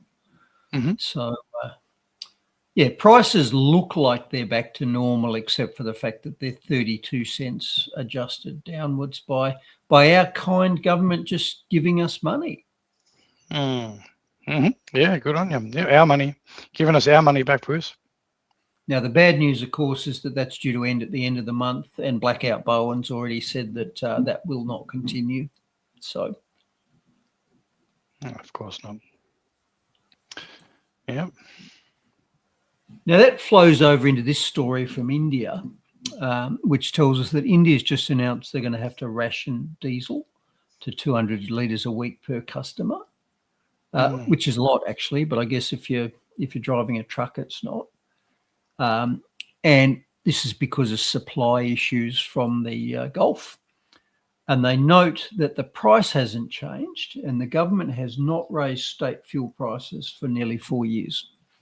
So India and Australia are actually both in the same position at the moment. We've both got effectively unchanged fuel prices in the face of supply shocks, and that's artificial. So in economics, and by the way, I never took a single class in economics, which is why I understand it. So one of the fundamental forces in economics is to match supply and demand. So there's a certain supply of a good and there's a certain demand for a good, and those two things have to match. So if they don't match on the downside, you've got a shortage. And if they don't match on the upside, you've got a surplus. And in a free market where prices can change, that self-corrects to the point where those two lines extinguish. So what we've had in the last 3 months has been supply restrictions. Now, the way the market should have sorted that out is for price to go up until you had what's called demand destruction. So pick a number.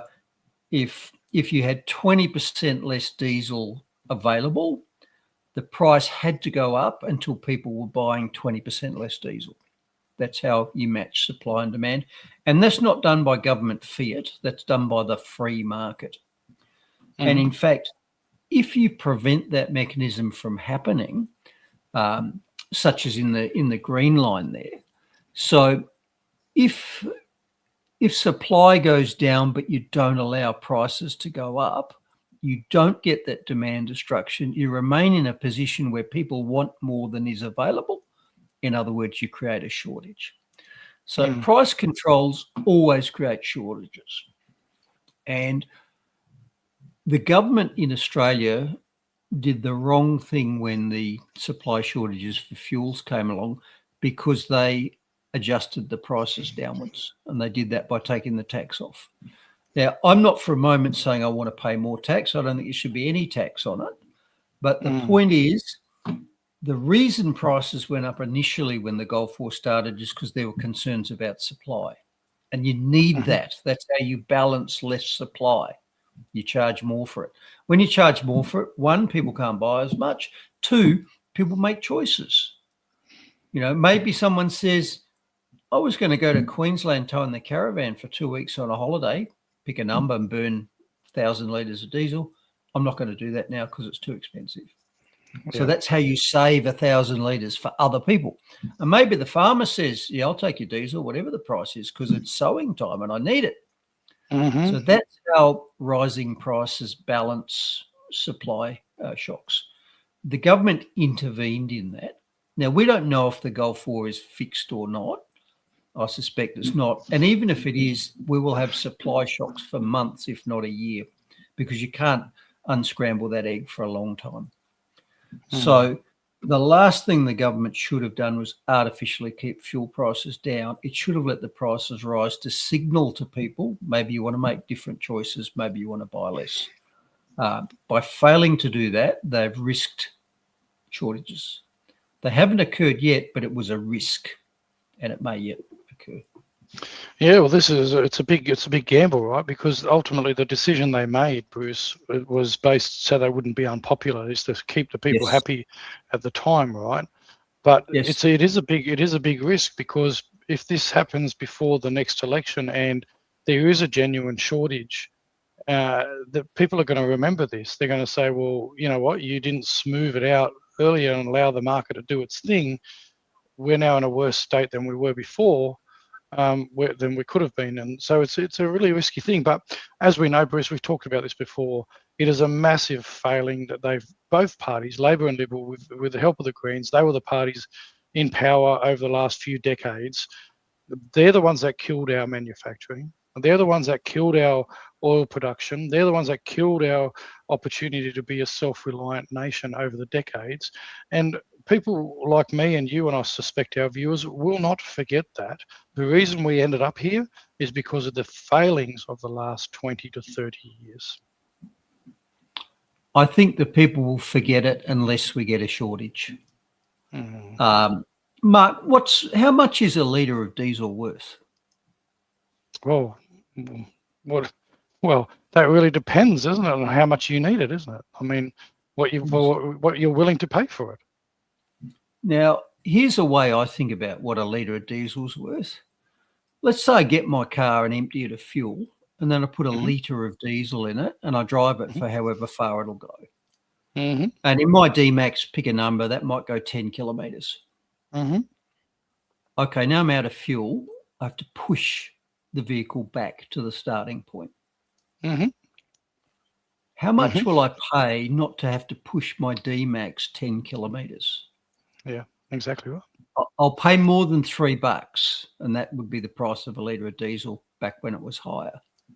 Yeah. Now, so liquid fuels are worth a lot more than are being charged, but each person only finds out what they're worth when they don't have them.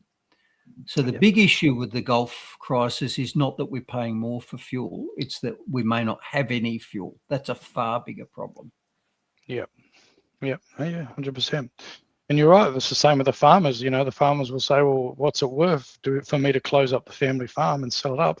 And unfortunately, that is a real concern for some farmers that are against the big conglomerates, because they do have to make that decision to sell up the family farm because they cannot afford to pay the higher price of fuel. And that's just the way it goes, unfortunately. But that is, again, as a direct result of how our nation has been run for the last decades. And Trish, 50 years. What have we Yeah, got? and- Susie's had to disappear early again. We're going to have to finish up earlier because we're getting in the way of dinner there. We'll start later, which I can't do anyway. Yeah. 50 years, yeah. 73, Whitlam decline, yeah. We better keep moving. Mhm. Health, sir. Mm-hmm. So this was a story from, I think, the Advertiser, I think your local paper, and it's another great case of not seeing the forest for the trees. Because we've got a story here blaming the rise in what's called POTS, postural orthostatic tachycardia syndrome. That's where your automatic nervous system that's meant to manage things like changes in blood pressure when you sit up or lie down or get in the bath or whatever, it's all done automatically.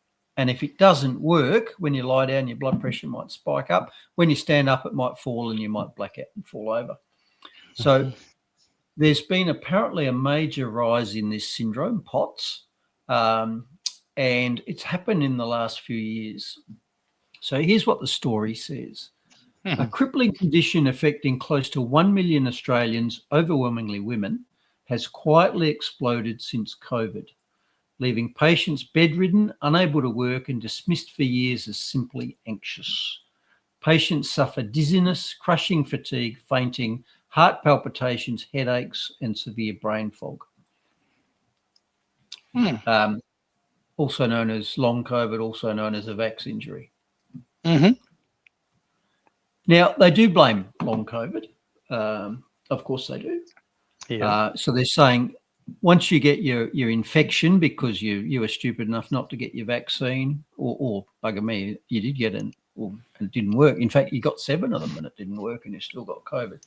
But they're ignoring the fact. I mean, we know what the pathology of the vaccine injuries was, and we know what the pathology of the virus was, and that was the spike protein. There was a toxic protein that was causing it. Mm-hmm. Now, this story blames COVID. So it says you got COVID, therefore you got spike proteins that's damaged you systemically. Mm-hmm. Now, what they're ignoring there is that for the average person getting COVID, they got very little load of spike proteins in their inner core, inside their body. Mm-hmm. That relates to the 2-compartment immune model. So when you get any respiratory infection, it normally stays in the respiratory compartment. You get a sore throat, all right? You don't get septic kidneys. Maybe you get a cough, but you don't get septicemia in your blood. Okay, so respiratory infections are usually kept out of the interior of your body, and we've discussed how inside your lungs and inside your gut is outside your body. So that's where the pathology happened if you caught COVID, and that's where the spike proteins were. They didn't penetrate into your core, or if they did, very modest numbers. Now, in contrast, if you took the vaxes, we injected, bypassing those defenses, using a needle, getting straight into your bloodstream, into a muscle as into your bloodstream, billions of spike protein, or at least billions of instructions for building spike proteins. So the spike protein load you got if you were vaccinated was far greater than the load you got if you were exposed to and caught the natural infection. Please don't write in about the virus theory. I'm using it as a model here. Mm-hmm. I'm not saying I believe viruses exist. I accept that the science of virology is based on feet of clay, despite what they tell us. But the point I'm making is, okay, they've said there's been a massive rise in people who've got a spike protein-induced medical condition, POTS, and they're blaming it on COVID. No mention of the COVID vaxxers at all, despite the fact that the COVID vaxxers were a far greater toxic load than the infection was for the great bulk of people. So, unfortunately, our wise rulers and our health experts still seem to be completely clueless about the mechanisms of illness from spike proteins. Now, again, this was an Advertiser story, and the Advertiser invited me to comment, as they do. See that? Add your comment to this story. So as I do, I put a very reasonable and well thought out comment. So what I said was, post-COVID or post-COVID vax? The injections put far more spike proteins into you than the virus ever did. There was nothing wrong with that. That's correct, isn't it? Well, I don't know because it didn't get published, so I don't get any feedback on it.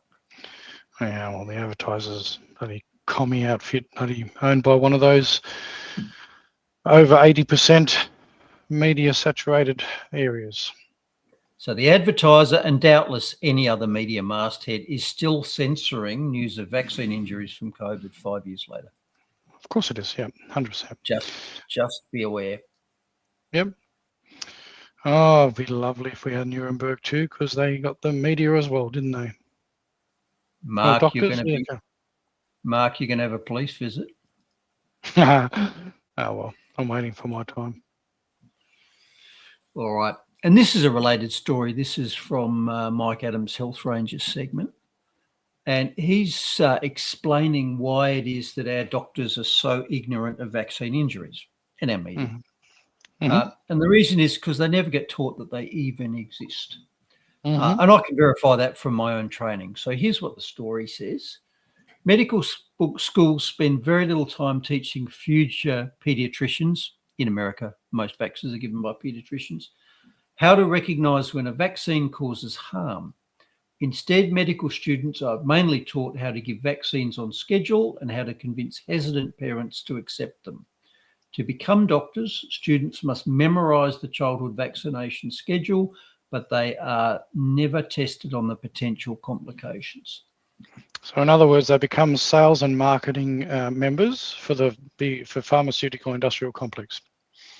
And I can tell you that is 100% true from when I was a medical student, what must be over 40 years ago.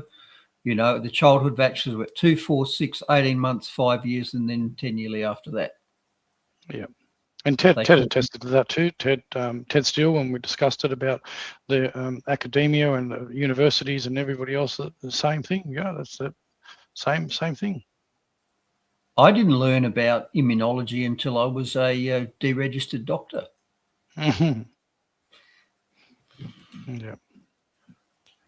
Righto. Government overreach section. Which is really interesting, though, isn't it? Like, I mean, ultimately, our individual natural immune system is one of the most magnificent things, and just seems like everything they're doing, Bruce, and we've discussed it ad nauseum, is everything they're doing is to try and damage, destroy our natural immune system. And I say God ordained. I mean, as a Christian, we created. You get a bug, your body builds up immunity to it. You get a bigger bug, your body builds up immunity to it. You spread it. It's that natural spread. What do they call it? The herd immunity, natural herd immunity. It goes around. And as I've discovered, and you can correct me if I'm wrong, is that generally people that get very ill from anything that's going around, pathogens or whatever, are generally people that are already immune compromised for some other reason. But if you've got a good, healthy immune system, apparently, you can pretty much stave off anything that's coming at you. But if it's already damaged, it's when you end up having the complications. And that was proven during COVID. The great bulk of COVID deaths were old people in nursing homes. So people who are already looking at their last 6 months of life. And even if you vaccinated those people, it didn't work because you know what? Vaccines are meant to stimulate your immune system. These people had failing immune systems already. Some as they had failing brains and failing bones and failing muscles. They're in a nursing home because they're at the end of their life and everything is failing. Yeah, absolutely. And that's why, vaccines don't work on people whose immune systems don't work. Yeah. And I think the biggest travesty to that, although Bruce and then, Jicky Leaks and others brought all this about, is the treatment protocols. Elderly people were actually killed in nursing homes because of the treatment protocols they put in place. Well, I think and you'd know better than me, I think it related to pneumonia. So elderly people, when they get a cold or a flu, they generally get chest infection, and it turns out into pneumonia. And they withheld antibiotics, I believe, and they were giving things like remdesivir and other things. Is that correct? Have I got that right? They actually killed people because they changed the protocols. Yep, they told you to stay home till you turn blue. They suppressed knowledge of treatments that actually worked: vitamin D, high-dose vitamin C, ivermectin. I'm forgetting one. Yeah, they didn't just put you on a treatment pathway which didn't work. They actually suppressed the things that did. And the few doctors who sussed it out and tried to do it got arrested. You know, Yep. Miley Trin from New South Wales saved a patient's life with ivermectin and is currently before the medical board because that wasn't an approved treatment. Yeah. The fact that it worked is apparently irrelevant. Yep. Here's a doctor that's trained in a craft, and she couldn't treat her patient in the way that she did. That patient-doctor relationship that's built, and so she couldn't treat that person the way. And you did the same thing. The patients that you were involved in, and the chief medical officer overrode your ability to have that patient-doctor relationship. She overrode that, which I think is illegal anyway. She should be in jail. Yeah. And it didn't hurt me. It hurt the people, hurt the patients. Yeah, that's right. Absolutely. Yep. Absolutely. And this is why we continue to talk about it. People want us to shut up about this stuff. I see so many comments in social media. It's like, COVID was 4 years ago, and sorry, I'm not shutting up, and many others aren't shutting up. We're going to continue to be a thorn in your side until there's some accountability. Mistakes were made, Mark. Move along. No, not going to happen, brother. I know that you won't either. No, correct. Righto. What was this? This was the government/government overreach section. Yeah, wow. It's a big one, this one. This is huge. Now, I've put the Belfast riots in the government overreach section because the root cause of these was incompatible mass migration from the third world into the UK. That is the root cause. And that is a government program. These people don't just magically arrive in a small town in Northern Ireland in a bus and 20 of them. They are in the country and remaining in the country as a result of a system that facilitates and allows it. Okay. Mm-hmm. So this week we saw riots in Northern Ireland after an Indigenous Irishman, and they used the word Indigenous Irishman in this, and I'm pleased to see they're starting to do that. If American Indians or Amazonian natives, whatever, if they can claim some sort of cachet by saying, well, we're the Indigenous people of this land, so can the Anglo-Saxons in the UK. They are the Indigenous people of that land. Mm-hmm. So it's good to see that. So there was yet another what they call knife attack carried out by a third world asylum seeker. And it sparked massive civil disorder. And the government response was predictable. And we've seen this every time there's a knife attack. First of all, the politicians rushed to extend support to the perpetrators, not the victims. Mm-hmm. So it says SDLP MP offers support to migrant community. They are our friends, neighbours and colleagues. Well, with friends like these, Mark,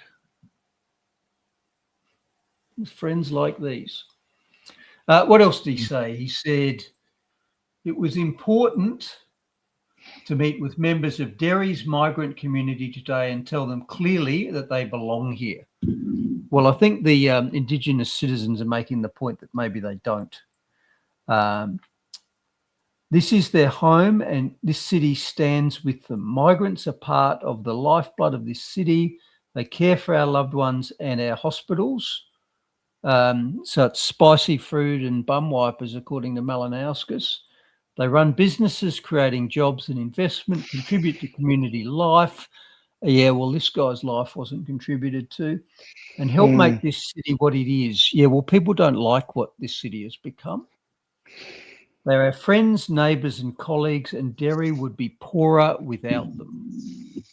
So it's just more engineers and doctors, obviously. Talking about the lifeblood, are they talking about the lifeblood that's just spilling out all over the street? Is that what they're talking about? I think they pixelated that bit out. So, yeah, the government response to this horrific attack, and it was just the latest one. These things happen all the time. The government response was, first of all, to rush the defence of these poor migrants, who are probably going to be oppressed after this.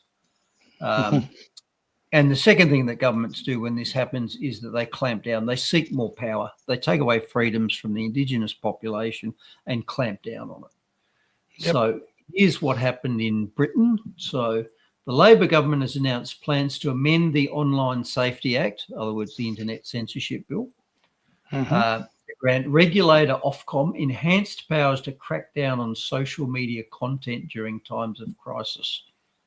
In other words, we're going to censor you if you show it. A move triggered by the unrest following the Belfast knife attack.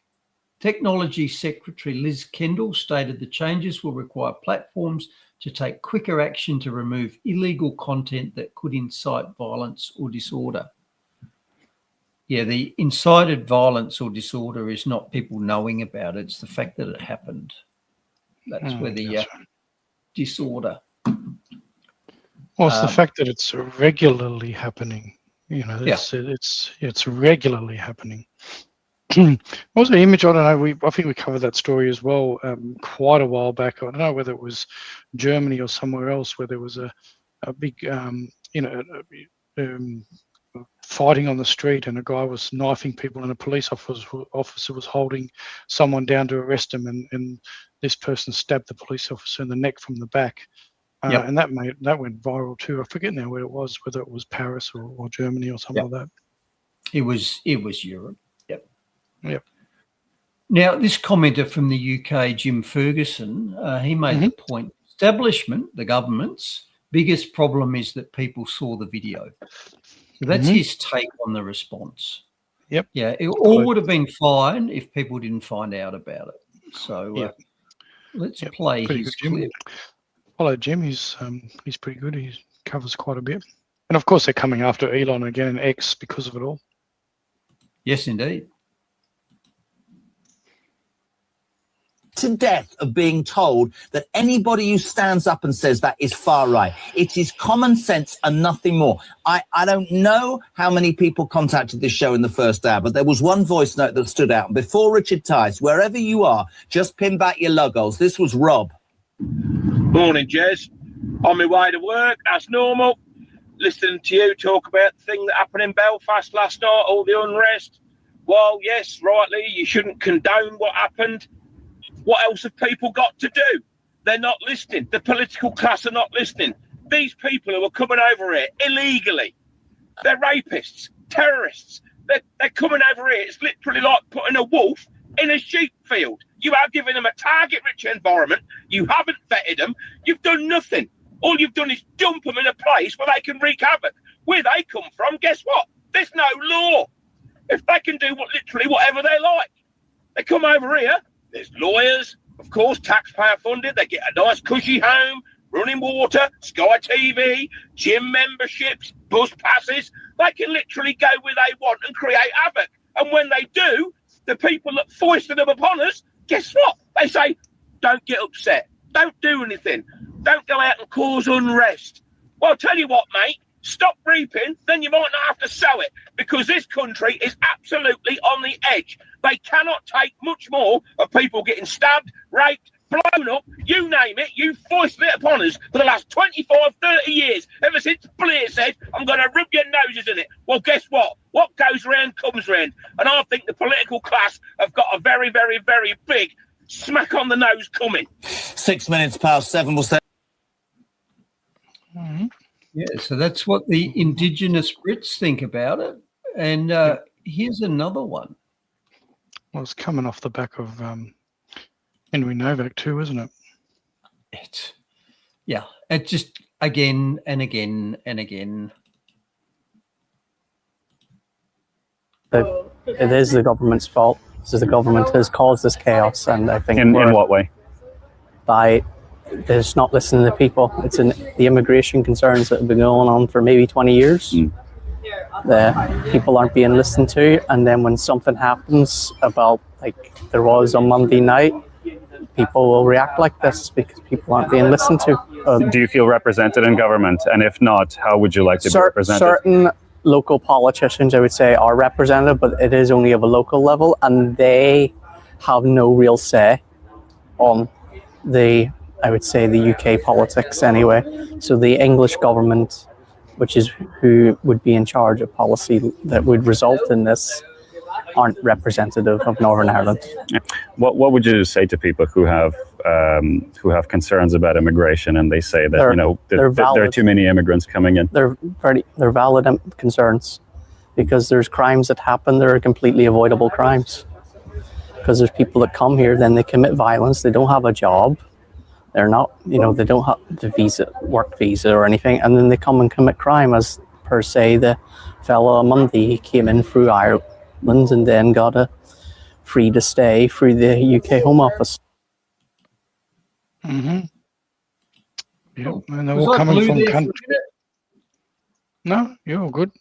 Oh, on my screen, I was blued out. So that's just a couple of Indigenous UK citizens saying what they feel about the root causes of the rapid decline into violence and mayhem that their home is seeing because of a government program. That's what they're seeing. Yeah, exactly right. And you always get this state response to a problem that they've created is to hush it up. This is why they will never talk about vaccine injuries from COVID. It's a government program. You're not allowed to talk about it. And we see $1 million lawsuits. It would bankrupt the government. It would bankrupt the taxpayer. They actually really went the whole hog. And the problem that those two Indigenous Irish were talking about, I think one was a Brit, one was Irish, is a common pattern throughout Western Europe. So you've got mass immigration of incompatible cultures causing societal breakdown. You've got governments completely ignoring the will of the people. The people everywhere are saying, we don't want this. And it doesn't matter which party's in, you're just getting it. We've seen this in Australia. And if the Indigenous citizens express dissent, they're censored. Okay. So here's a quote from a Swede who used to live in a small town in Sweden. And he said, okay, in 2014, Swedish Prime Minister Fredrik Reinfeldt declared in a speech to the nation that Swedes had to open their hearts to people fleeing towards Europe, fleeing towards freedom, fleeing towards better conditions. So that was the government position. They allowed excessive quotas of refugees from far-off countries and cultures and dismissed all criticism as racism. This sounds a bit familiar, doesn't it? And when the government finally responds to the wishes of the people, they respond by far-reaching restrictions on privacy to create a safe society. So they create dysfunction and danger in society, and when the people complain about it, they increase the size of the police state. That's what's happening there. Yeah, absolutely. And like I say, does this sound familiar? What happened after Bondi? Gun restrictions, anti-Semitism protections in hate speech laws. Yep. Never address the root cause. Just have including a power Islamophobia as well. They're labeling everything's about that. Even though we've been very critical of the Quran and what it teaches, and Islam, they're even attacking Islamophobia. So that community is also providing input to the hate speech bills and laws and that as well. So, but you know what, Bruce, I'm just spitballing here, but I think we look at the billionaire philanthropists around the world, and that I feel that a lot of these things that happen where people doing this are low. Well, you've discussed it before. low IQ people from countries that are war conflict, and they take a bucket load of money to commit these atrocities and outrage for exactly this reason, is for the West to put in place, Australia, Canada, UK, wherever, to put in place higher laws, regulations, and restrictions in regard to speech. This is, and again, just spitball, and this seems to be designed for a specific purpose. And this is what just the average 80% of Australians really just don't have the concept to kind of stand back and look at that.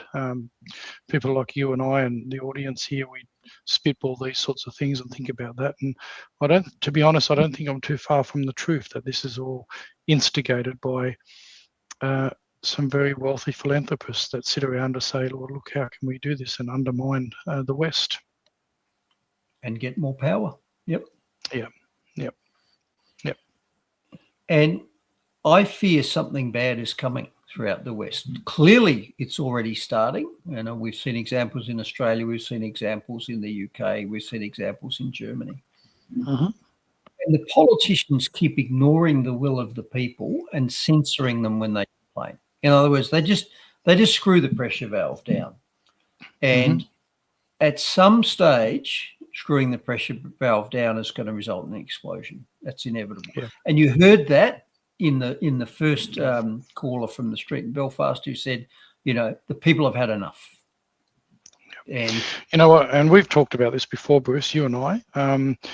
We've discussed that. I'm a pacifist by nature, Bruce, and you've indicated that you never ever would advocate for violence, and you've recommended how to deal with things as, you know, thousands and thousands of Australians sitting at each intersection in your capital city peacefully and say, I've had enough. And you know, you and I have spoken often enough that I understand you don't condone sort of violence, but you understand that violence could be the result of what's going to occur, and unfortunately, this is what they seem to be pressing towards. I, as a Christian, as a pacifist, I value life. I absolutely value life, but I can honestly see this is what they're actually pushing towards, and I suspect this is what you're hinting at in those comments. I think it's inevitable, and you know, sometimes you have to cut to cure the cancer. You know, no surgeon ever stands above you and goes, oh, I don't want to damage the skin. You know, there's a cancer that needs to be cut out. Yeah. I fear we've already gone too far down the track to stop it. And I fear that what this British Army colonel's talked about is coming. So a retired British Army colonel warns that civil war between Britons and immigrants is now inevitable. So he said, I'm not talking about the American Civil War. I'm talking about something more like Northern Ireland, but on a much more intensive scale, where you have the Indigenous British, they're picking up that word, good to hear, and some of the migrant population and the British government all on three different sides fighting each other. I'd be very surprised if that doesn't happen. Yeah. Sums it up, doesn't it? Yes. Now, the great writers have talked about this in the past. They've talked about what happens when governments ignore their citizens and or don't listen to them. So we had Solzhenitsyn talking about the dangers of constantly pushing good people until the point they say, that's it, I've had enough. So I'll play that Solzhenitsyn clip. Yeah, and you are the man that wanted to be left alone, Dr. Bruce. Ain't that the way? Oh, look at you go. The most terrifying force of death comes from the hands of men who wanted to be left alone. They try so very hard to mind their own business and provide for themselves and those they love. They resist every impulse to fight back, knowing the forced and permanent change of life that will come from it. They know that the moment they fight back, their lives as they have lived them are over. The moment men who wanted to be left alone are forced to fight back, it is a form of suicide. They are literally killing off who they used to be. which is why, when forced to take up violence, these men who wanted to be left alone fight with an unholy vengeance against those who murdered their former lives. They fight with raw hate and a drive that cannot be fathomed by those who are merely play-acting at politics and terror. True terror will arrive at these people's door, and they will cry, scream, and beg for mercy, but it will fall upon the deaf ears of the men who just wanted to be left alone. Mm-hmm. Mm-hmm. And that is the ordinary, decent Indigenous citizens of Britain, Ireland, Northern Ireland, Scotland, France, Belgium, Germany, insert a former civilised country here, who have seen their wise rulers completely destroy the countries that they used to live in, destroy their homes, and just ignore or demonise them for speaking out and saying, I don't want this. Mm-hmm. At some point, those decent, normally law-abiding citizens say, I've had enough and I'm going to do something. And the longer our wise rulers perpetuate the problem and ignore the people, the bigger the chances of this happening. Mm-hmm. And to go with that, while we're looking at great writers, I'm going to put Rudyard Kipling in there as well. Mm.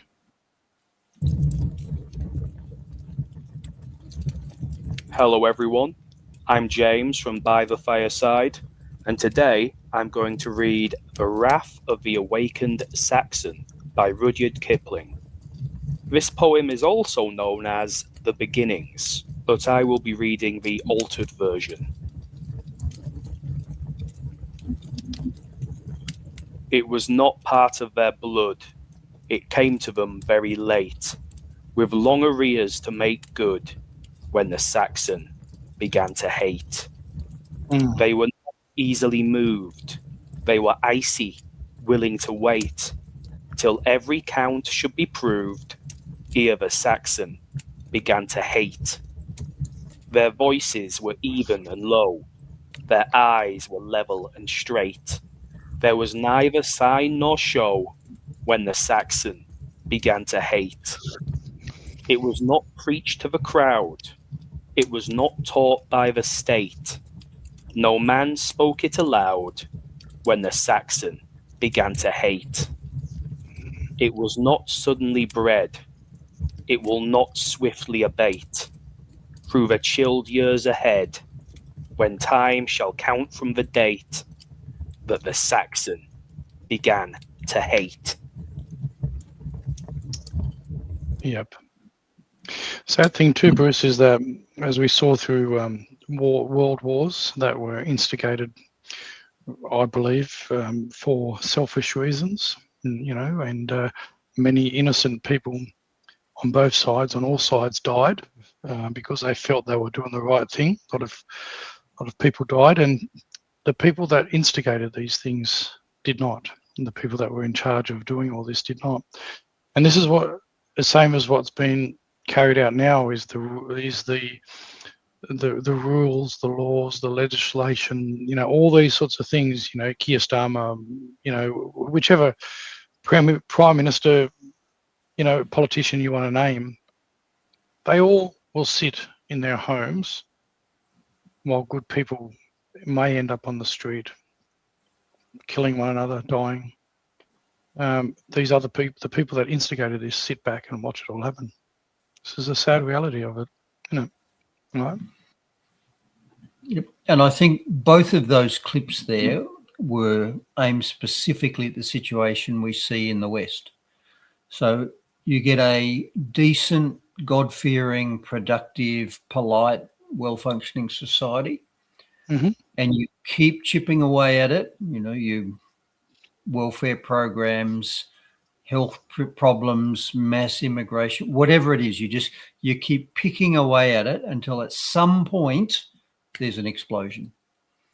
There's some straw that breaks the camel's back, and it's not weakness that causes those formerly decent, civilized Western people to tolerate this for so long. it's patience. And at some point they say, that's it. And the riots in Belfast weren't because one Irish citizen got his head half cut off. It was because he was just the latest of a long string. And that the root causes are known by the people and ignored by their rulers. And we have that here.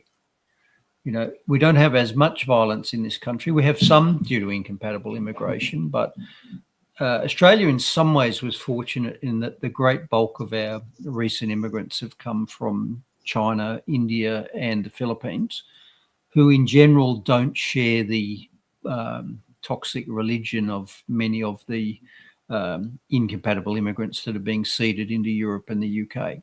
So we got Indians, England got Pakistanis, and there's a huge difference. You know, Indians by and large are not Muslims, and Pakistanis by and large are.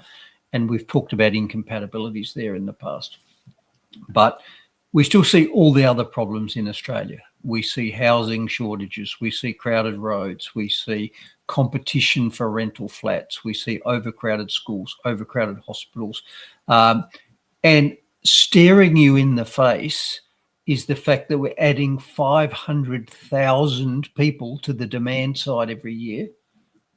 And our politicians are completely ignoring that. The people don't want it. Yeah. And I think this is fueling the rise of One Nation. You know, the Saxon in Australia is awake as well, and they're going to start demanding change. They've snapped politically. And I mean, let's hope we don't get what John F. Kennedy said when he said, and this is about governments ignoring the will of the people. So those who make peaceful revolution impossible make violent revolution inevitable. Yep.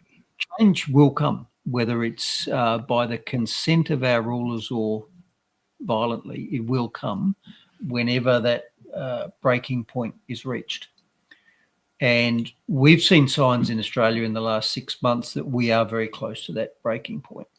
We've seen the nation go from a single figures political party where they've been for decades to suddenly be the most popular political party in Australia, polling ahead of Labor, and also Pauline Hanson being the preferred choice for Prime Minister, polling ahead of Albo. So it does seem to me that things are changing. I hope that we get a political change that allows a release of the pressures and the tensions in society. And maybe One Nation can do that because the Uniparty, Labor and Liberal, have shown they can't.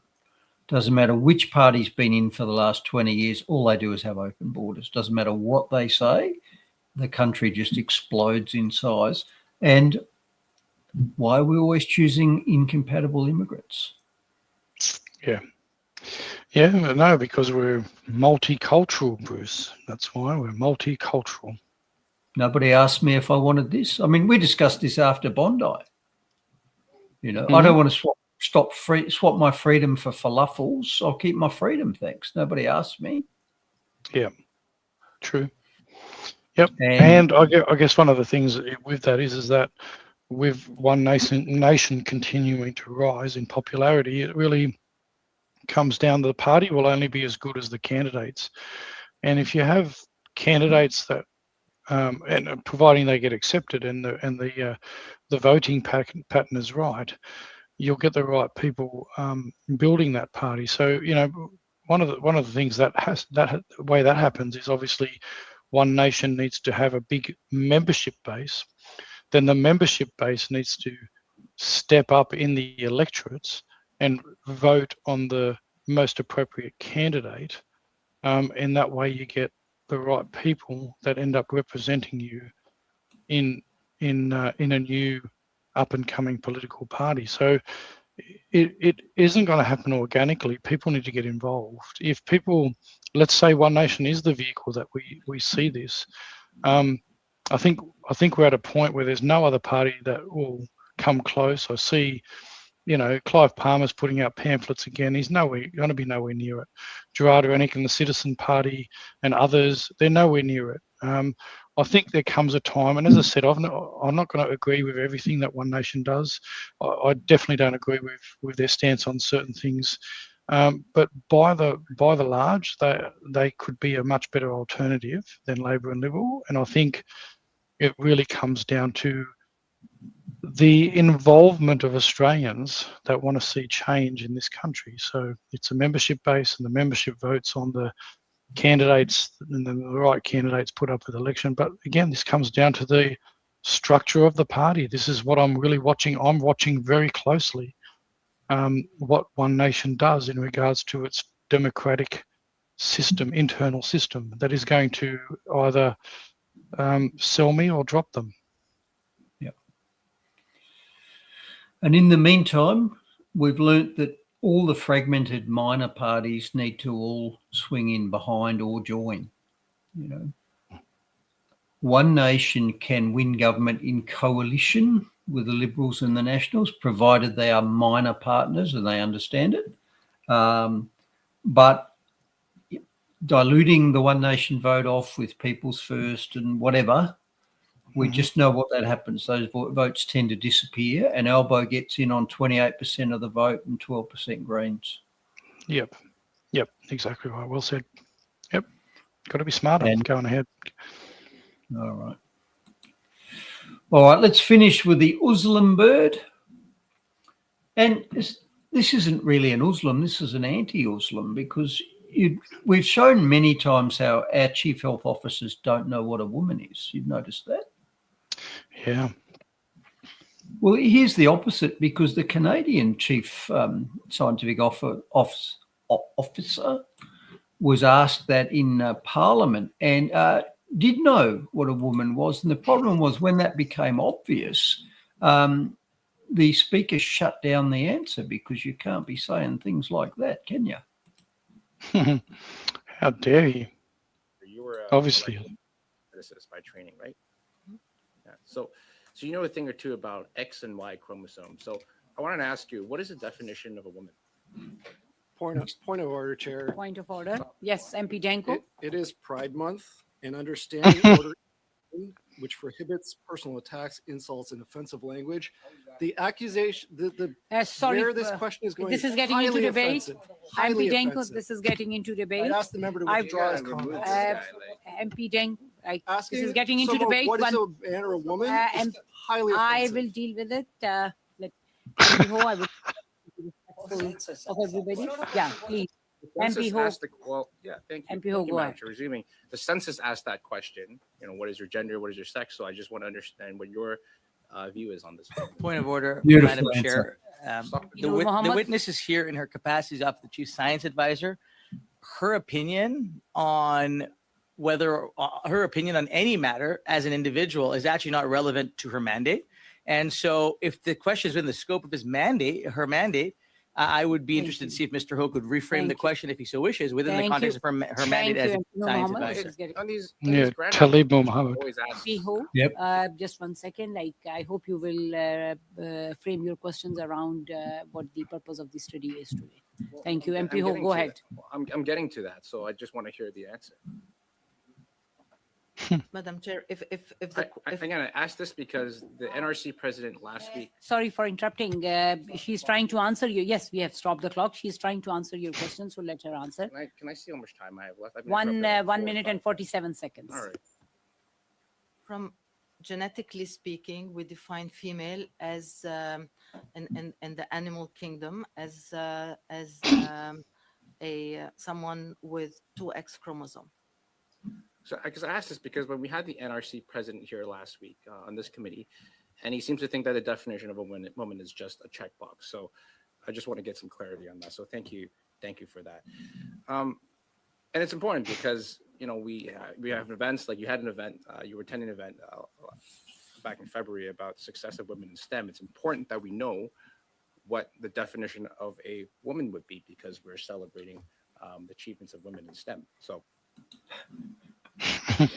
That can't get any more ridiculous than that, can you? A lot of the bloody hysteria of the person that was challenging. I mean, you have to watch that a few more times just to comprehend the ridiculousness of that whole exchange. How far And have we fallen, Bruce? One of them said the opinion of the chief scientific officer was irrelevant to the question. It's not a matter of science, she said. No, it's like Brendan Murphy. We'll take that on notice. Oh my Lord, Bruce. And you know, you're a historian. You know, civilizations that go down this path, where do they end up, Bruce? Yeah. Yep. We're well and truly on the way, aren't we? I don't know you know what? All I can, just I don't. I've got to watch that again. It's a few times. That's ridiculous. I don't know who said it, but one of their great quotes is that great civilizations die not by murder but by suicide. Mm. Well, we can understand that now. We don't have to be. We're living it, Bruce. We're living it. And you know, this is the thing. You know, we talk about some deep stuff and you know things that you know going on around the world and worrying. I just want to reiterate from me as a personal thing. As a Christian, we're told not to fear these things. There's going to be, you know, wars and rumors of wars. There's going to be lots of stuff going on. So, mate, as a Christian, as I said, just going to live the best life. Going to call out the BS, and we're listening to interchanges like that, though, interactions like that. I just say, Lord Jesus, please come as soon as possible. I'm really willing your return tomorrow if possible. But anyway, we can only hope and pray, brother. We can only hope and pray. Stop the world. I want to get off. Yeah, 100%. Yeah, 100%. Was that your last slide or are we still going? Nah, I got just a couple of finish outers. Oh, where am I? There we are. You're there, but there you go. All right, so perfect time. He's just going to finish out with a few memes.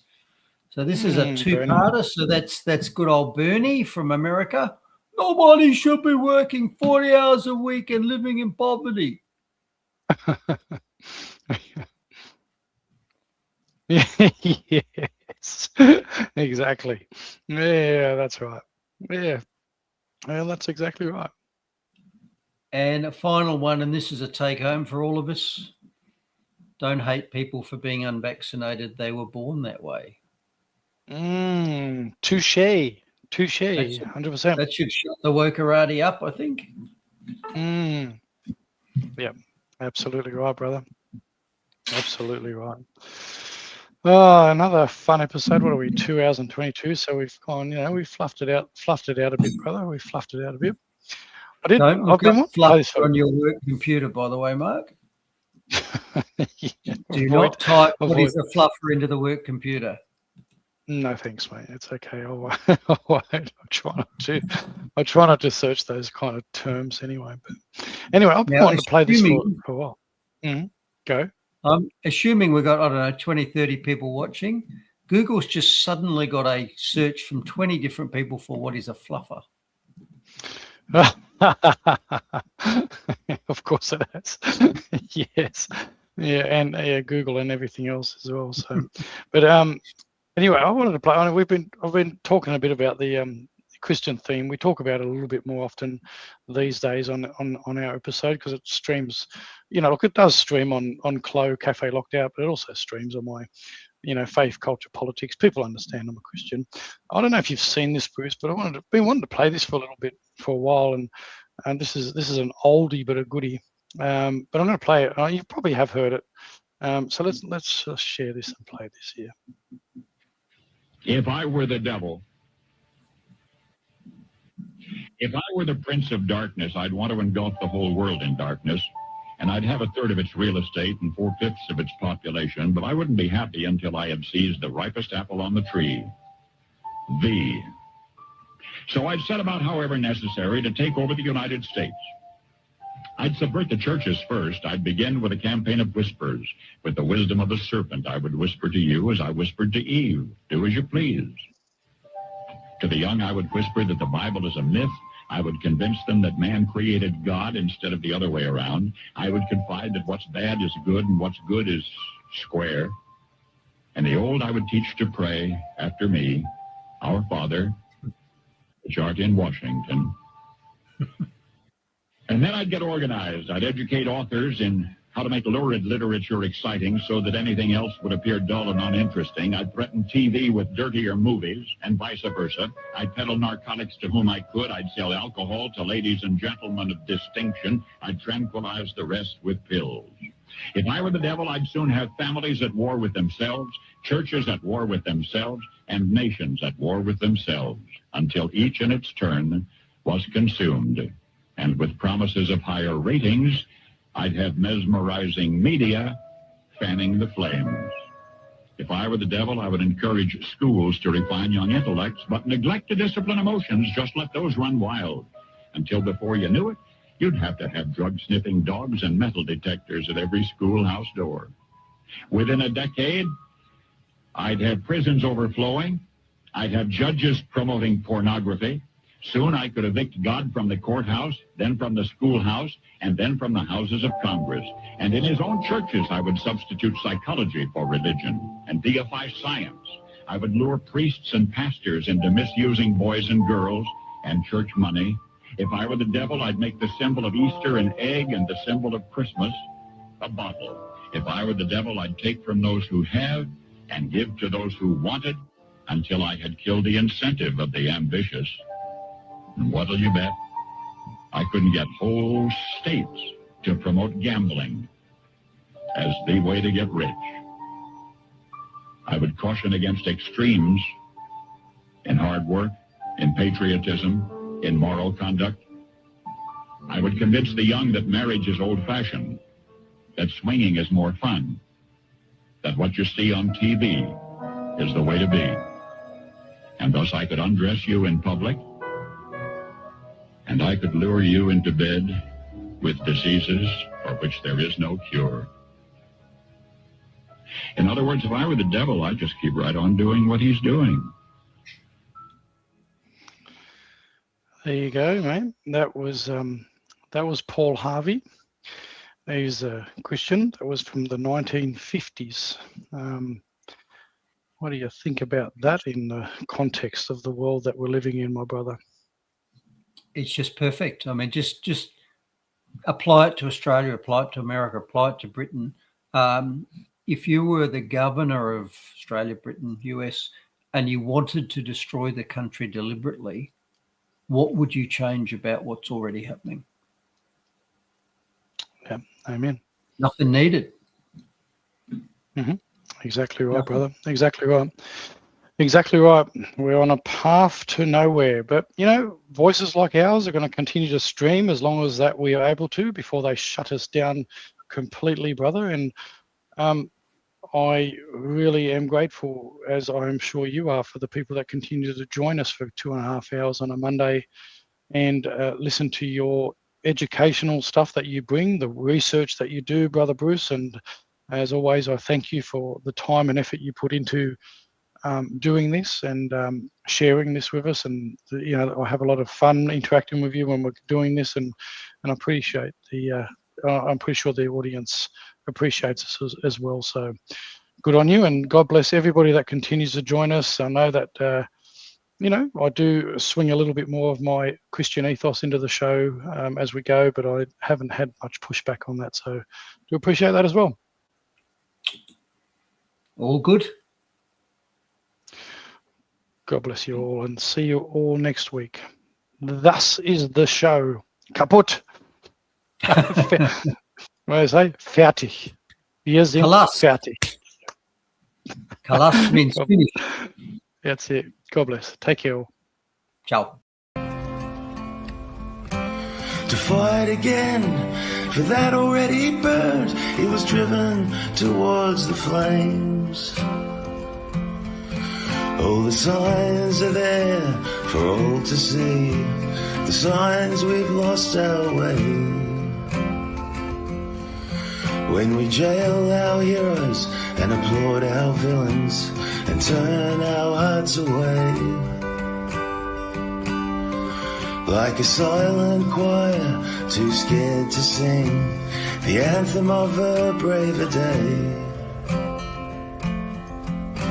a song our children may never hear, The ballad of Dr. Bruce Paix. A song our children may never hear. The ballad of Dr. Bruce Paix.